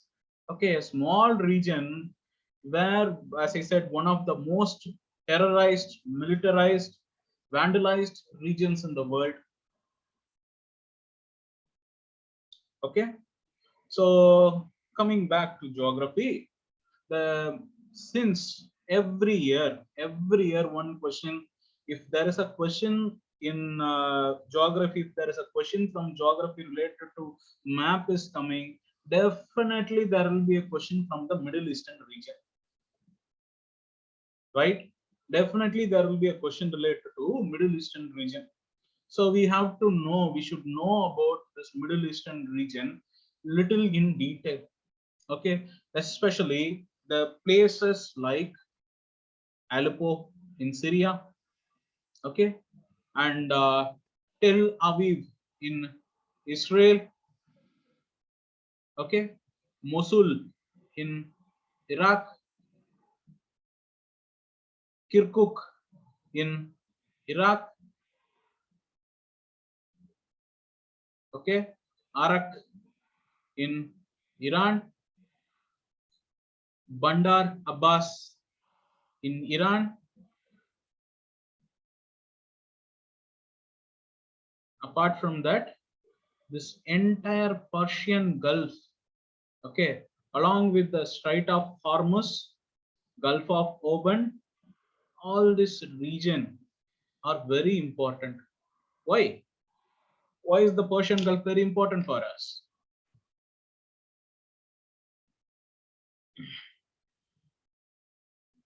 Why, guys? Why?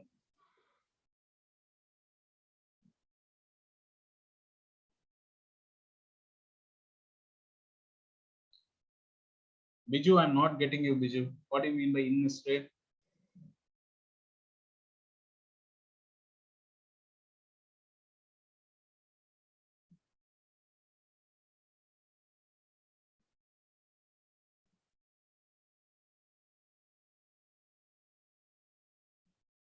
Okay, the region in Israel I said is Tel Aviv. Tel Aviv, Tel space Aviv. So if you look in Israel in your map, you can find this place Tel Aviv. Okay, Tel Aviv, one. Second is Gaza Strip. Third is West Bank. Actually, Gaza Strip is mentioned in the map. I am not sure whether West Bank is mentioned or not. Gaza Strip is mentioned. Gaza is mentioned. Tel Aviv is mentioned. And apart from that, I said the disputed region between Israel and Syria is known as Golan Heights, which is not mentioned in the map. So these are the regions which I said from Israel. Okay.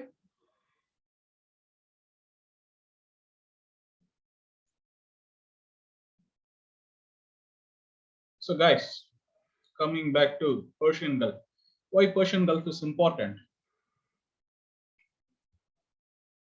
So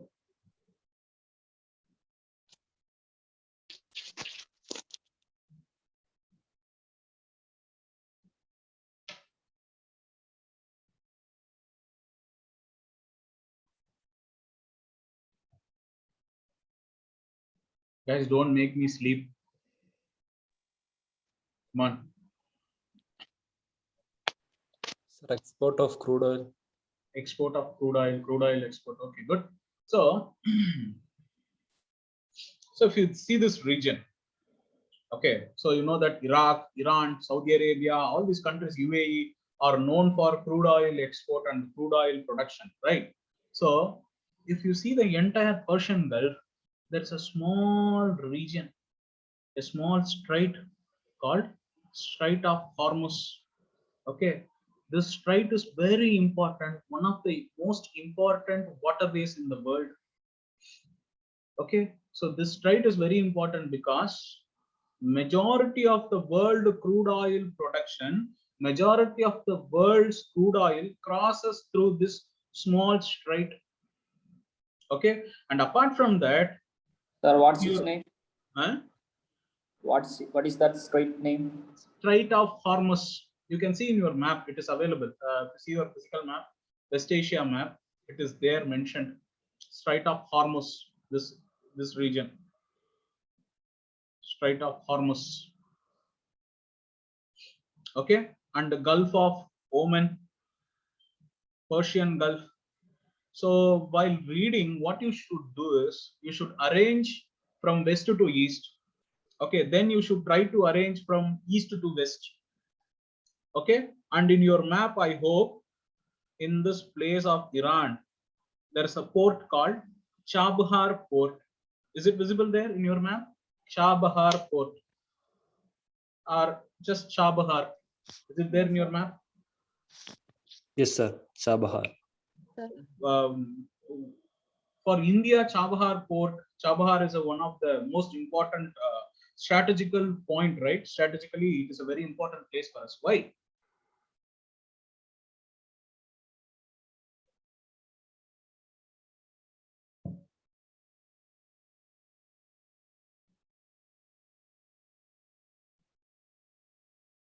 Why, guys?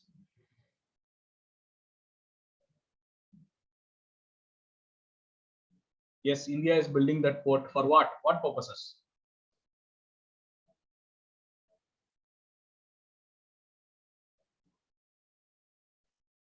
There's a port in Pakistan, okay, which is maintained, built by China. What is the name of that port?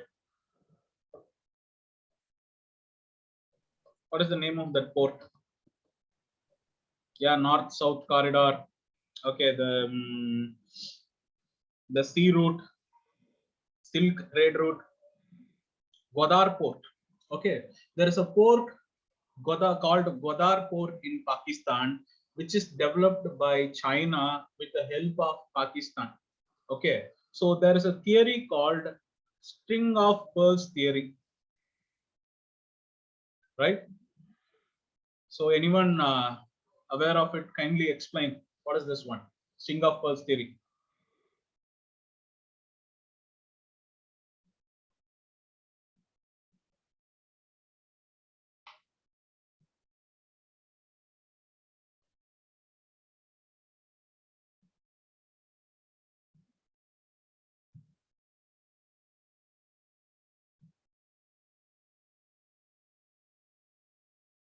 Covering India by China.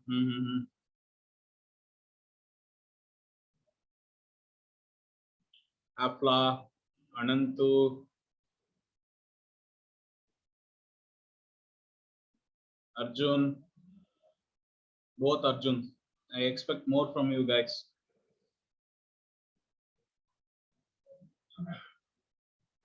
Basically, China is investing in throughout Asia and to invoke a debt crisis so that they can control every country. Yes, so the string of pearls theory is a theory that says China is trying to, or China is surrounding India, okay, on all the corners, on all the sides, by developing ports in various countries. For example, it is developing a port in Pakistan, Gwadar port. It is developing a port in Maldives. It is developing a port in Sri Lanka, Hambantota. Okay, it is developing a port in Myanmar. So string of pearls theory is the theory which says that China is trying to surround India, okay, on all the sides by developing ports in other countries and thereby installing weaponry, thereby installing arms, ammunitions, army, navy, okay, so that it can surround India. So this is called string of pearls theory. Okay, so this Chabahar port, which is developed in Iran by India, is a counteract for the Gwadar port that is developed by China in Pakistan. Okay, apart from it being a counter to string of pearls theory, it also serves the most important vital thing that India needs, that is the crude oil. Okay, the crude oil through Persian Gulf, Strait of Hormuz, it has to cross this region to enter into India. But consider if there is an issue in Iraq, if there is some issue in other countries of the Middle Eastern region, it is very difficult to get oil through this region. So if Chabahar port is developed, India can get crude oil directly from Iran through land ways itself. There is no need to involve waterways. Okay, they can directly get oil from Iran. Okay, they can take it to Chabahar. From Chabahar, we can take it to India without help of any other country. This is one thing. Okay, first thing is the counteract for string of pearls. Second thing is, as I said, it can take crude oil from this region without the involvement of this Persian Gulf, Strait of Hormuz. Okay, then the north-south corridor. Okay, the north-south corridor, that is Turkmenistan, Uzbekistan, Russia. You can directly link all these landmass into Iran and Chabahar port. So trade development will happen with the development of Chabahar port. Am I clear? You understand? Yes, sir. That is why India is maintaining a close relationship with Iran. Iran is one of the strategically important friend country of India. Friend means not in conventional way. In geopolitics, a friend is the one who has the mutual benefit. Okay, there is no permanent enemy, there is no permanent friend in geopolitics. It is only mutual benefits. Right? Am I clear? Yes, sir. Yes, sir. So now tell me, what are the countries that borders Strait of Hormuz? Strait of Hormuz. What are the countries that border Strait of Hormuz?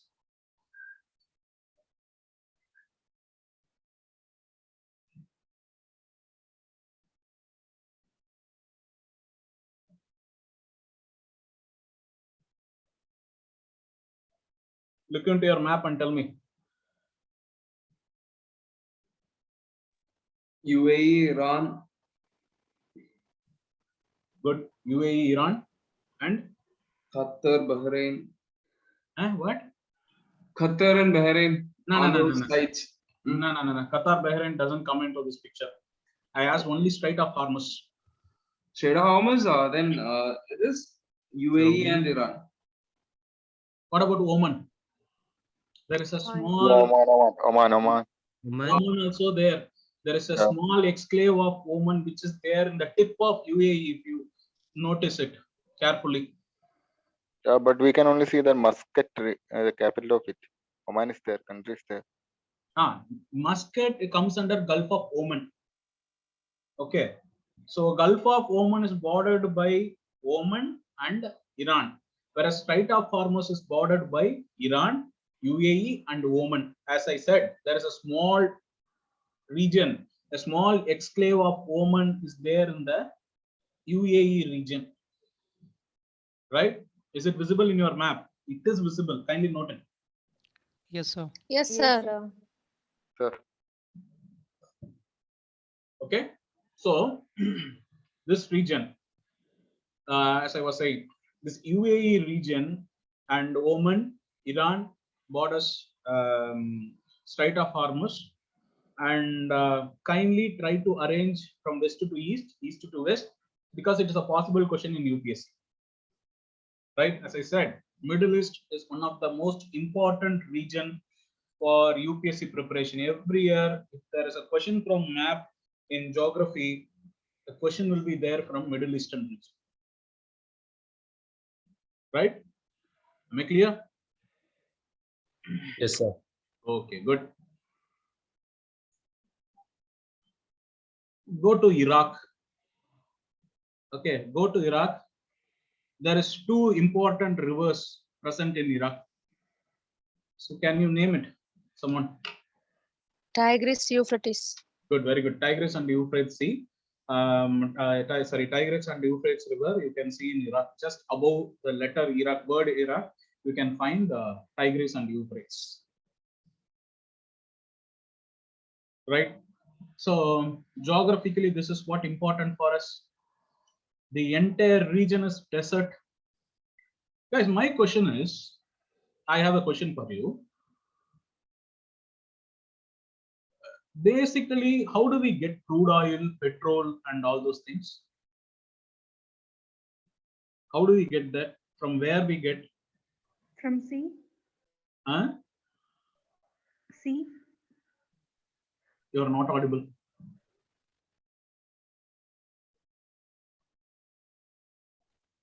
Sir, by rigging in desert or ocean. Desert or ocean? Yeah, the rigging process.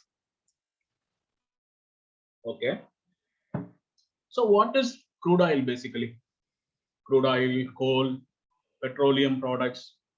What are they basically? How are they made? How are they formed? Crude is the raw material, no? Then it is refined. Not getting what? Crude is the raw material, no? Then it is refined to get the other products. Okay, okay. That's a different case. What I'm asking is, how is crude oil formed, first of all? Fossil fuels. Fossil fuels. Fossil fuels, good, very good. So what is a fossil fuel?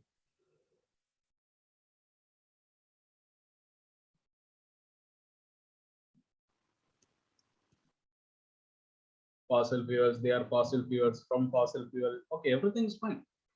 What's the fossil fuel, first of all? Plant and animal remains for millions of years still. Very good. The So underground. plants and animals for millions of years together under high pressure and high temperature becomes fossil fuel, crude oil products. Am I right? This is what a fossil fuel is. Yes, dead and decayed matter, animal and plants, dead and decayed animal and plants for millions of years together under high pressure and temperature becomes crude oil or fossil fuel. That is the case. So my question is, Middle Eastern region, right? Middle Eastern region is a desert region, right? Yes, sir. Yes, sir. Good, good. It's a desert region. So basically, desert region means it should be devoid of flora and fauna. Even the little of flora and fauna present doesn't support diversity or doesn't support the flourishing of life. Am I right? That is Yes. what a desert is. So my question is, if this is a desert region where plants and animals are not there, then how can you support so much fossil fuel presence in this region?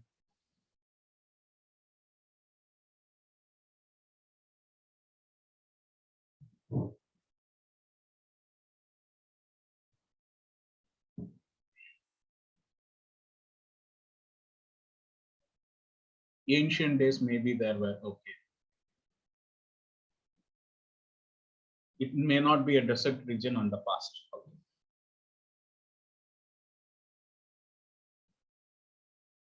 Right. Then the extension of the question is,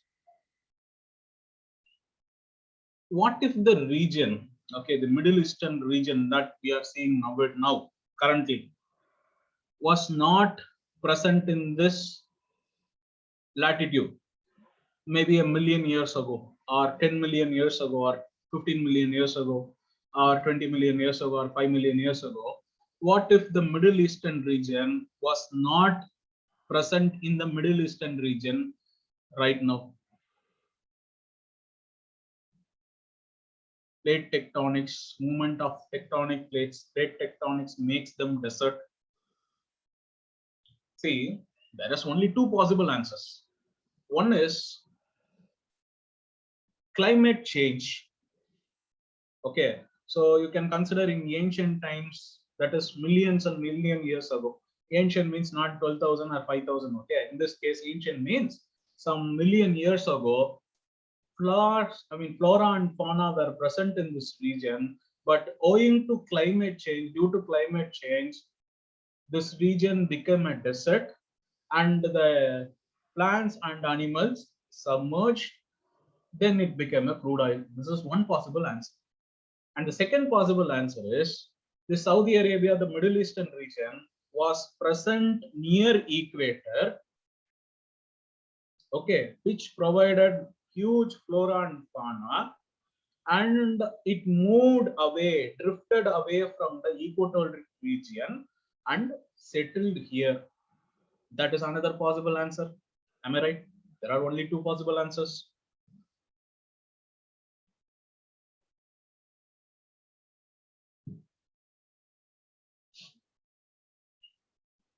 Am I right, guys? Yes, sir. Or is there any other possibility? Any other possible answer that you guys can come up?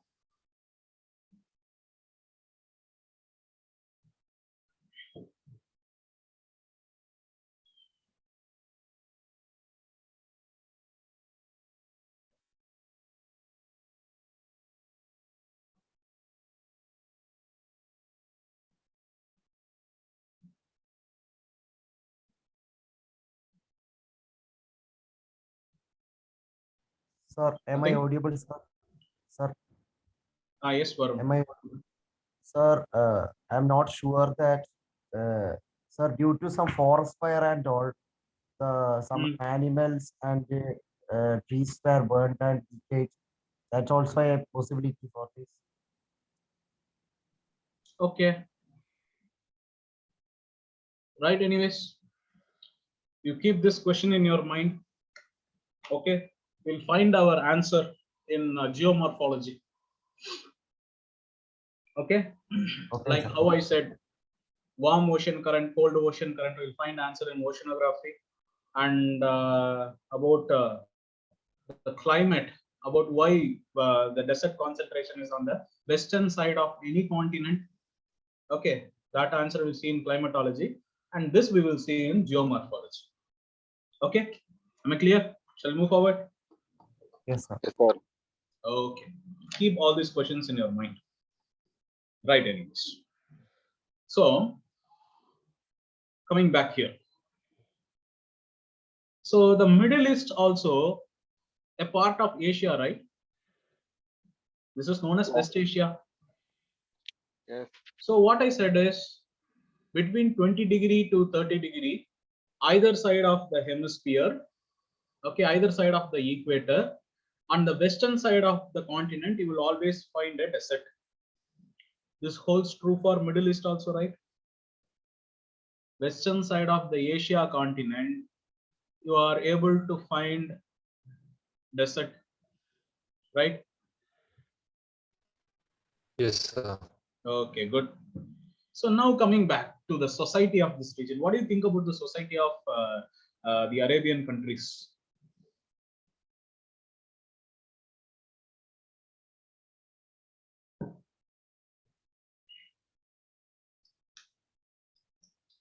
What do you think about the society of Arabian countries?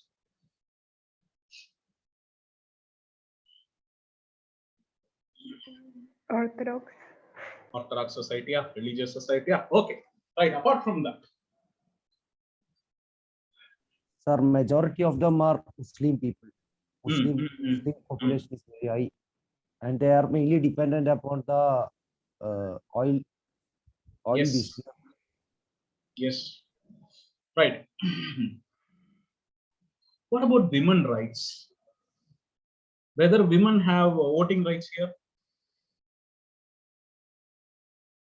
Voting rights, women for women, driving license for women.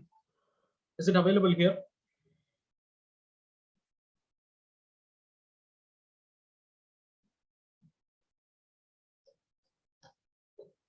A monarchical rule, no? Many countries. Yes, many countries are monarchical. Islamic monarchy. So one of the regions where domestic violence is very high, crime against women very high. Okay, one of the places where porn sites are watched at the highest rate here only. Sexual assault against women highest here only, right? So that's the society. Anything else? How many of you guys like grilled chicken? Grilled chicken, tandoori chicken. Yes, sir.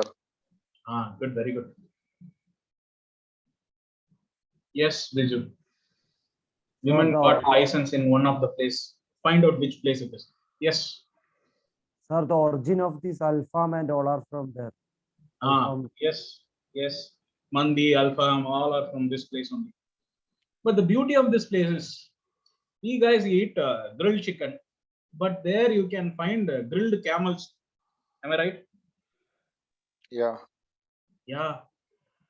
They spend lavishly, as I said. They live a lavish life. Okay, gold, car, and food also.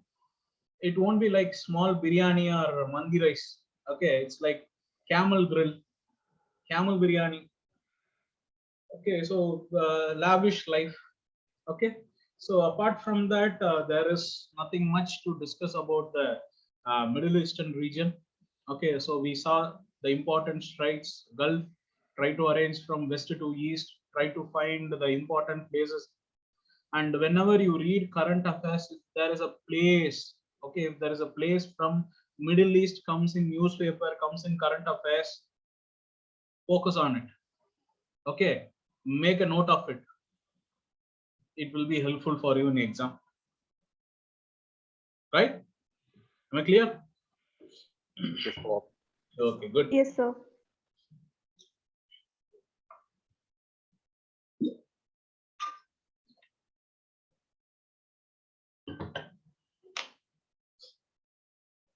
Sir, how about the job opportunity? Means many migratory. Yes. See, as I said, just like in United States of America, people are well educated, so the lowly jobs are they don't want to do the lowly jobs. Okay, and India also, south part of India, they don't want to do the lowly job. And obviously, in the Middle Eastern region, they live a lavish life, right? They have a lot of money. Okay, and do you think they are going to work in construction? Do you think they are working supermarkets? Do you think they are going to work in rack picking, restaurants, hotel? No, right? No. Basically, they have a lot of money. Then why do you think they will work? They are not going to work. So who will take care of all those jobs? Who will do all those jobs? We. Huh?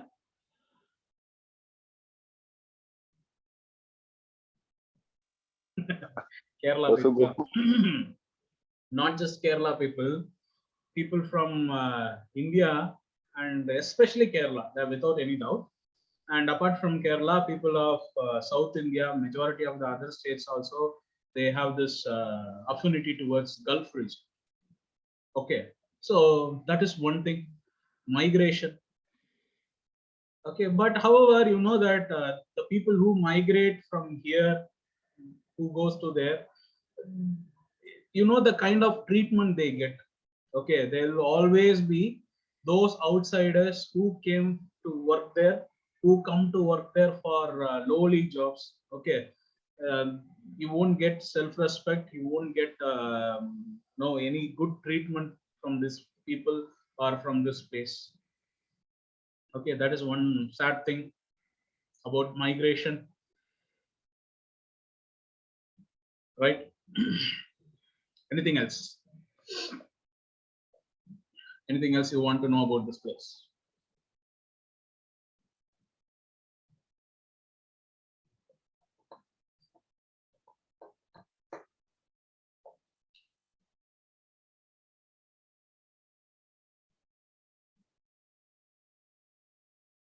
Sir, while comparing to other Middle Eastern countries, in Saudi Arabia, the rules are very strong. Sir, what is the what is the thing behind it, sir? Huh? Not getting you what? Sir, while comparing to other Middle Eastern countries, Hmm. the Saudi Arabia is a more powerful country among them, and the Yeah. rules are very rude and all. Sir, Yes, what yes. is the reality? Right, okay. So, shall we move forward? Yes, sir. Mubashir, any Red Sea relation with these countries? Yeah, obviously. You know that Saudi Arabia borders Red Sea. Okay, as I already said, don't worry about all these things. Okay, in my last map class, I will give you the mnemonics for Red Sea, Black Sea, Mediterranean Sea, all these things. Don't worry about it. Right now, we just concentrate on the map and read, try to understand, revise whatever I say in the map class. That is enough.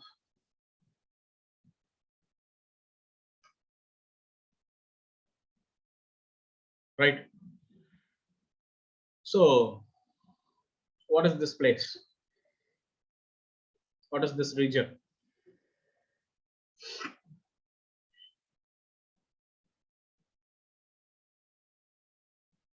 Central Asia. What is this region, guys? Central Asia. Good. Central Asia. Okay, so this is the place where all the khans are there.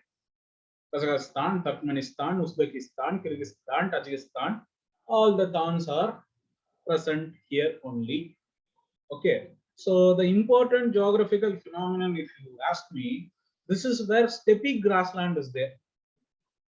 Okay, steppe grassland is a temperate grassland. Okay, wherever temperate grassland is there, what will be there? Wheat and meat. Wheat and meat. Good, wheat and meat. Right, and apart from that, this region is also known for cold climate. Okay, reason is continentality effect. Okay, reason is continentality effect. I hope most of you might be knowing about this effect. Continentality effect means when the distance from the ocean, okay, increases as you further move inside the continent, the moderating influence of the sea will be absent. If there is no moderating influence of the sea, the land becomes hot very quick, and the land loses the heat also very quick. So in the daytime, you can find the temperature like 40 degrees Celsius, 45 degrees Celsius. In the night time, you can find the temperature like 10 degrees Celsius, 5 degrees Celsius. Okay, that is one case. The other type is during the cold months, that is during the month of October, November, December, January time, the temperature would be freezing. Okay, snowfall is a common thing here. Okay, so owing to continentality, it's cold, it's a grassland, it's a low rainfall region. So apart from wheat and meat, there is nothing much available in this region. Okay, basically the sea that you see here, that is the Caspian Sea and Aral Sea, are not even seas. Am I right? What are they?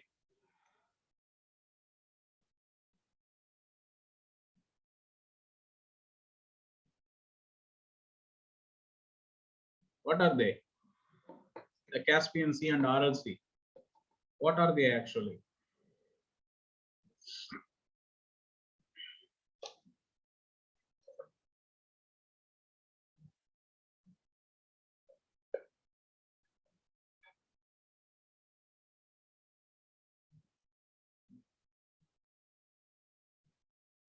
Lakes. Technically, Caspian Sea is a lake and Aral Sea is also a lake. Okay, they are not seas. Since it is big, huge, very big, that's why they are called as sea. Okay, but actually it is just a lake. Okay, both Caspian Sea as well as Aral Sea are lakes. So now tell me, what are the countries that border Aral Sea? What are the countries that border Aral Sea?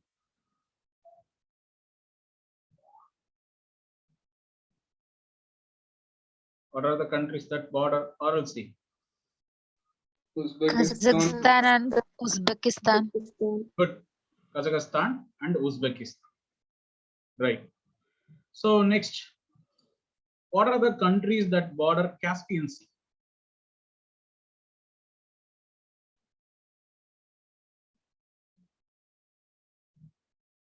Countries that border Caspian Sea. Kazakhstan, Kazakhstan. Good. Turkmenistan, Turkmenistan. Good. Azerbaijan, Azerbaijan. Good. Russia. Russia. What about Iran? Iran. What about Iran? Oh, Yes. sorry, sir. Iran. Iran too. What?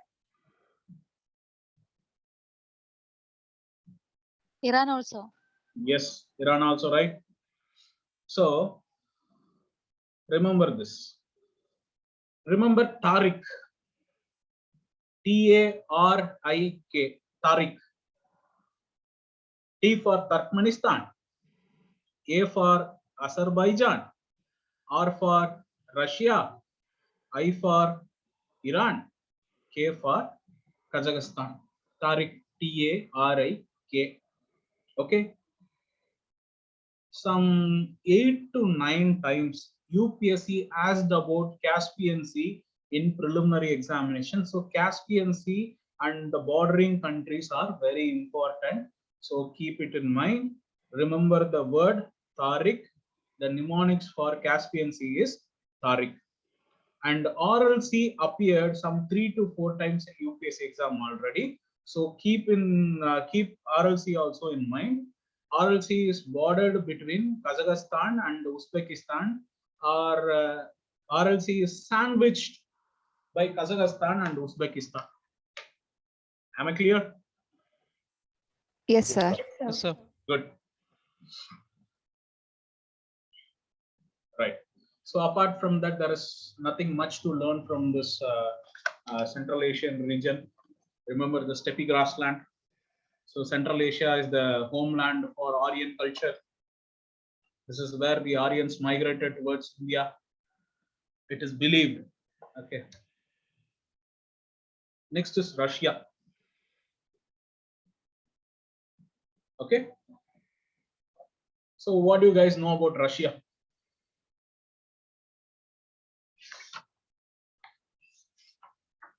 World largest country. Yes, very good. The largest country in the world. Then It is a friendly nation of our India. yes, the natural ally, the natural friend of India. Good. Then And also covering Eastern Europe and Northern Asia. yes, the only country, or is it the only country? Kindly check this one. Okay, Russia is there in both Europe as well as Asia. Okay, I think it is the only country in the world which has Yes, sir. is Yes, there sir. in both the continent.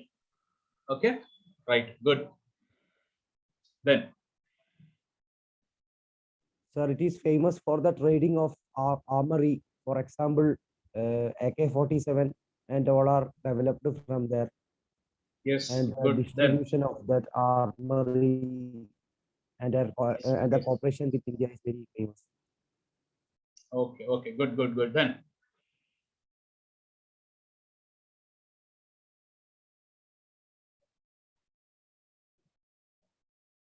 in 1992 joined in G7 and suspended from the group in 2014. Oh, okay. Then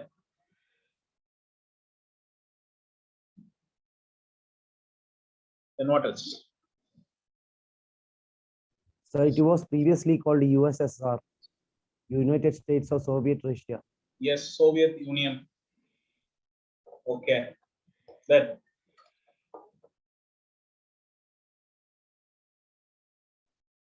good, Ananto. Trans-Siberian Railway. There is something The like longest railway line in the world. Which is the longest railway line in the world?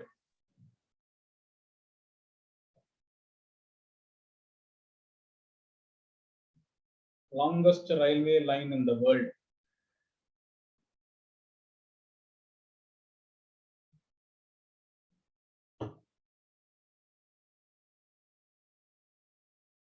Ananto, which is the longest railway line in the world, Ananto?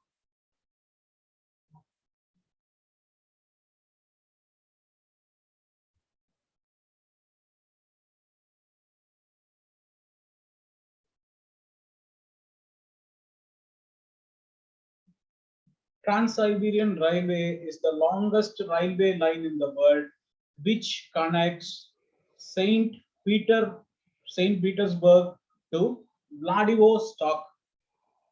Okay, in your map, see the southeastern part, the tip of the southeastern part.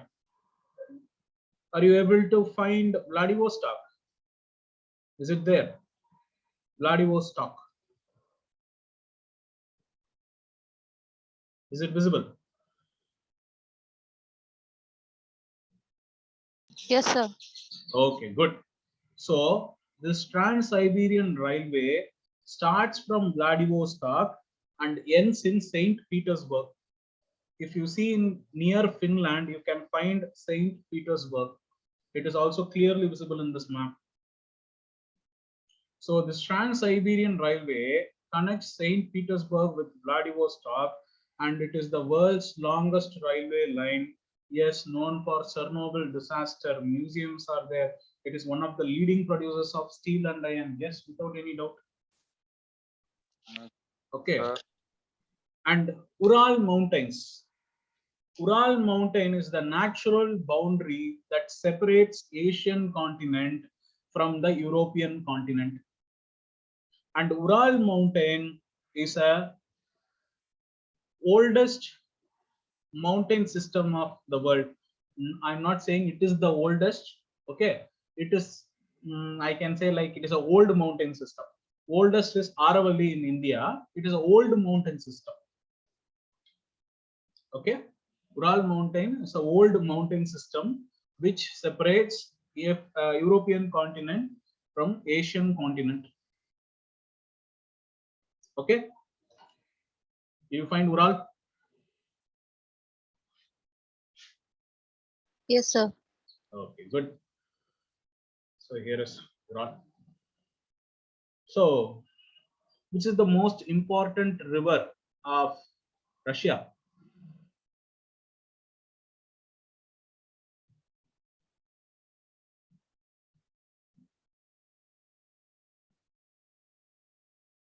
Which is the most important river of Russia?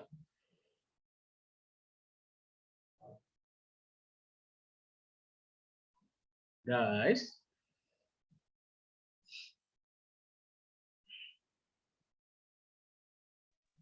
Volga. So Volga River. right? Yes, Volga River. And apart from that, there is a beautiful lake. Okay, it is by volume, it is considered to be the largest lake in the world. See, don't get confused. By volume, I am saying. Okay, if you see the surface area, Lake Superior, Caspian Sea overtakes this lake. Okay, and if you consider fresh water, then it is Lake Superior, right? By the surface area, if you consider the largest lake in the world, then it is Lake Superior.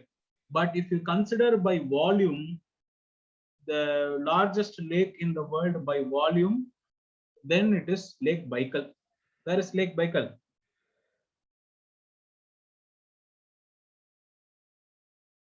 There is Lake Baikal.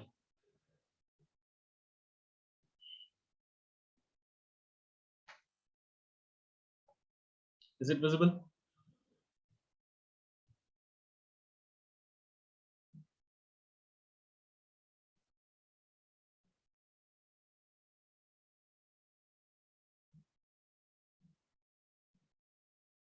Yes, sir.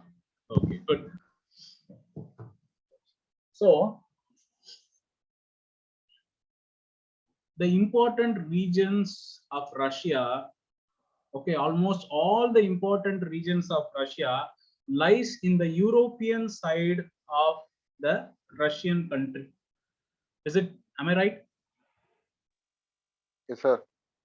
See, the important regions, if you take, for example, St. Petersburg, Moscow, okay, all those regions are there in the western part, that is in the European continent. So what about this Asian continent, this region, this region, this region? What about these regions?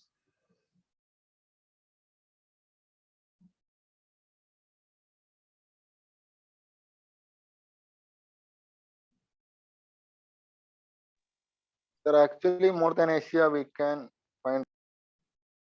What?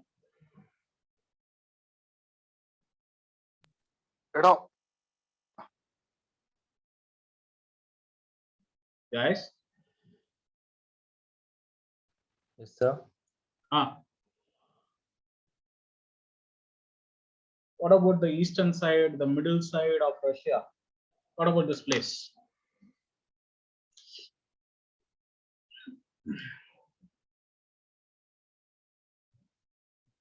Sir, it is very cold place. Exactly. Siberia, if you take Siberia, it is one of the coldest regions in the world.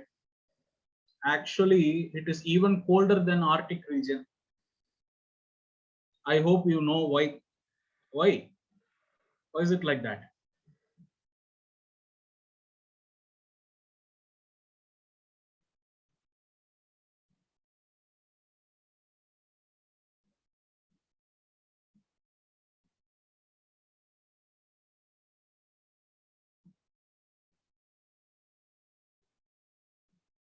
Why is that? Continentality. Exactly, continentality. Very good. So, Siberian region, as I already said, comes under continentality. Continentality means, you know, distance from the sea is more. So, coldest month will note the coldest temperature.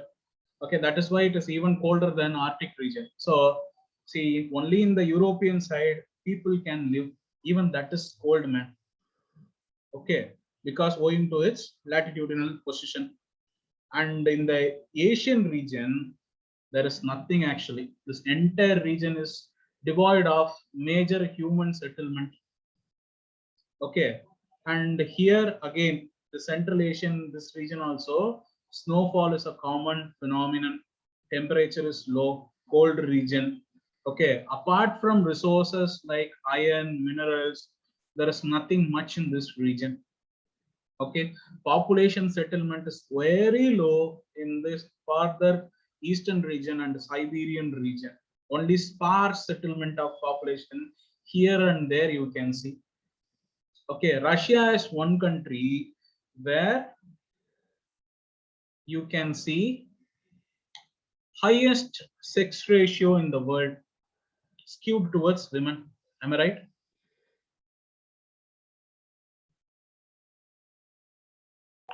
So I didn't get you once again. Sex ratio is high in Russia. Okay, for every 1,000 men, there are at least 1,080 or 1,090 women. I think I'm not exactly sure about the statistics, but it has high sex ratio. Unlike India, here high sex ratio is one thing you can notice. Okay, that is there are more than one woman available for a man in Russia. Okay, am I clear? Yes, sir. Okay, good. Yes, sir. And second thing, there is something called Mother Lenin Award. Have you heard about this Mother Lenin Award? No, sir. Hmm? What is the No. name? No, sir. No Mother? idea.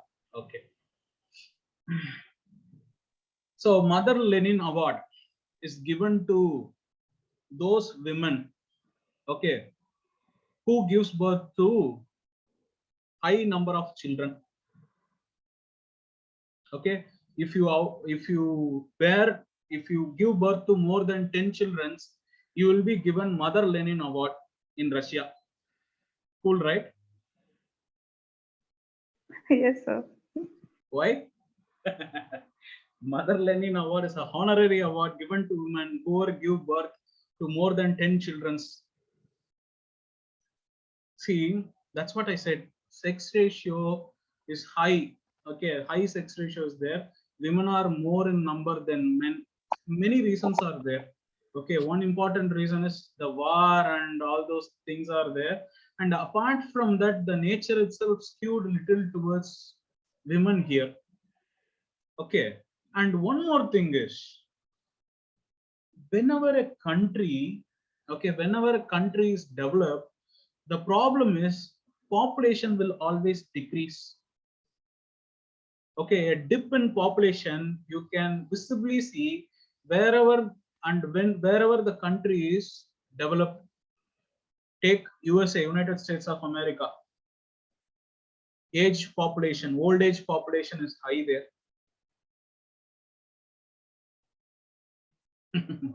Okay, wherever if you take, for example, if you take the European countries like Finland, Norway, the Scandinavian countries, Okay, population growth is low. Old age people are high. Okay, if you take Japan, for example, if you take China, for example, China is struggling now. Okay, China is struggling to increase the population. China is fearing that in just 20 years that India will overtake and India will beat its record. China don't want to give the record to India. China is fearing that India will overtake and China has to face the consequences of it. Okay, that's why China now actively trying people to get married and give birth to more children. Whenever, wherever the country is developed, problem is population ratio will decrease, population growth will decrease. India is the youngest country in the world. I hope you know about this one. Okay, India is the youngest country in the world because majority of the people are in the age group of 5 to 30, 5 to 25, majority of the people in India. Okay, but if you think about the countries like Russia, majority of the population live above the age of 40, 45, which means aging population. Aging population is always a problem here. Wherever you take, aging population is a problem. Why? What happens with aging population? What is the problem with aging population? Unproductive. Good. Unproductive. Okay, then no development. Okay, good. Less contribution to economy. Good.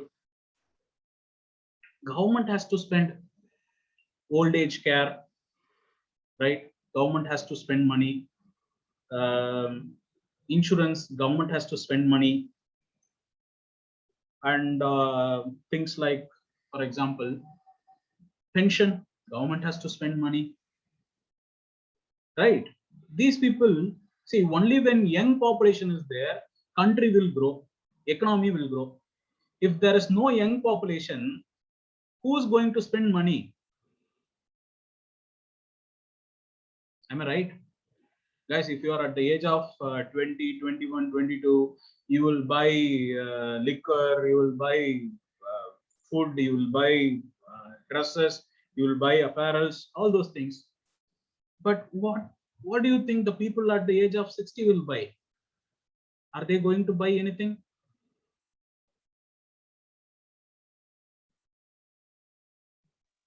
No. No.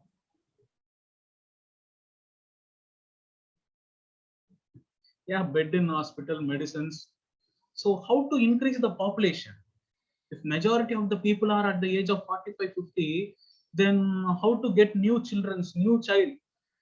What will happen after 10, 15 years? Who will be there? That's why majority of the schools are getting closed in European countries. Majority of the schools in Russia, United States of America, Japan is shut down. And that is the reason why Mother Lenin Award is given. Population growth is so low that just in a span of 20 to 30 years, population will be aging population at the age of 50, 55. Okay, very few children will be born. With very few children, how to run a government, how to run the economy, how to basically run anything. This is the problem with majority, not majority. This is the problem with almost all the developed countries in the world. Any developed country, if you take, aging population is a big problem. Sir, what is the condition of employment in Russia? Not getting what? Employment opportunity.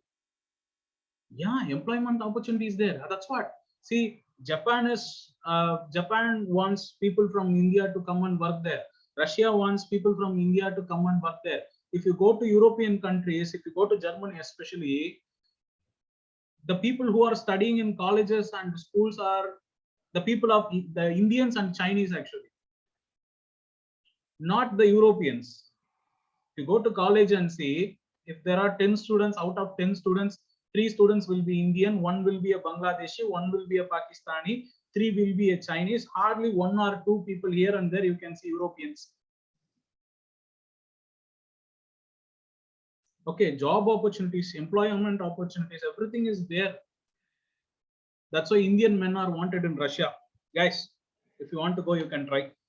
Sex ratio is also high. It's good for you.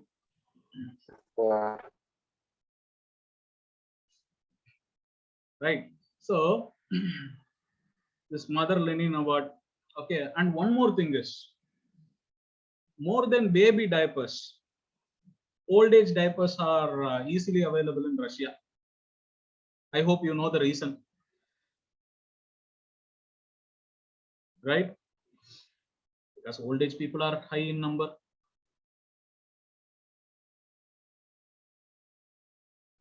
Okay. So the problem that Russia faces now is low population growth, aging population, and high sex ratio. It's a huge problem for Russia. Having such a vast country, vast land under the control, it is not able to produce population. It should learn from India. Okay. Even though a lot of reserves, iron and steel reserves, shale gas reserves, crude oil reserves are there available, they are not able to explore it. One of the important reason is the scientific development and upgrade that we have currently in trend is not enough to extract the minerals and materials from this region, because as I said, it is a very cold region. Okay, it's a pristine region, so drilling and extracting minerals, mining is a very difficult process here. Okay, am I clear? Yes, sir. Right. So we'll read further about this, about the society, the population. When we read about Japan, China, and European countries, we'll think about all these things. We'll discuss once again about the society, how aging population affects any other region. Okay, all those things we'll discuss. So right now, I think this is all about Russia. If you guys have any doubt, kindly ask me.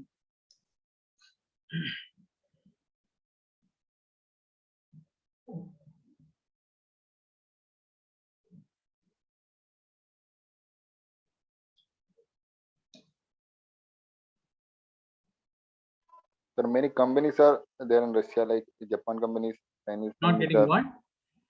like many companies are from other countries, like Japan companies are in Russia, China, like that. Something is there. Don't I heard some? Yes.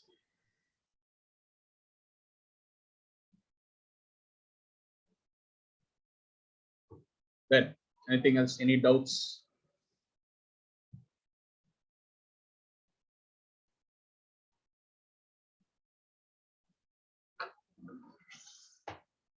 Sir, Russia is also a good producer of electronic products, I think. Not getting you what? Russia, sir? Russia is also a good producer of electronic goods, I think. Yeah, yes.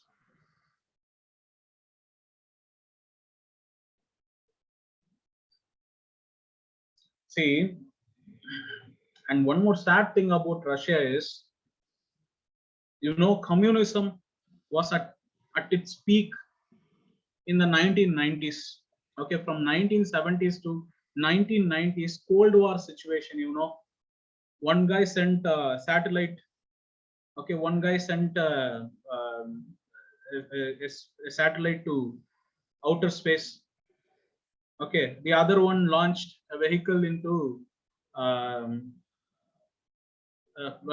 outer space. Okay, one guy launched vehicle into moon. Okay, after moon, then Mars. So continuously, the space programs of USA and Russia, yes, nuclear weapon also. Okay, the space program of Russia and that is USSR, now Russia, the erstwhile USSR. Okay, they were continuously fighting. Okay, without directly going into war. Cold War is a situation where the war-like situation is there, but nobody is fighting actually the war. Okay, so if you see continuously one after the other, Okay, they launched vehicles, they launched satellites, they came up with the nuclear missiles, mother of all bomb, father of all bomb. Okay, all these things were created during the Cold War period, and it is one of the reason why USSR broke into pieces. Why USSR broke and how Russia was formed, because of the continued economic exploitation, continued spending on space programs and nuclear development. Right? So one way or the other, it benefited the whole world actually, not just for USA and USSR. The whole world went for a nuclear race, a space race. Okay, so scientific and technological development happened because of the Cold War. So one side, if you see Cold War as a bad idea, but other side Cold War was a very good idea. It's a very good thing that happened to the world. Okay, without this Cold War, the current scientific and technological development we have today would be no existence, would be in no existence. Am I right?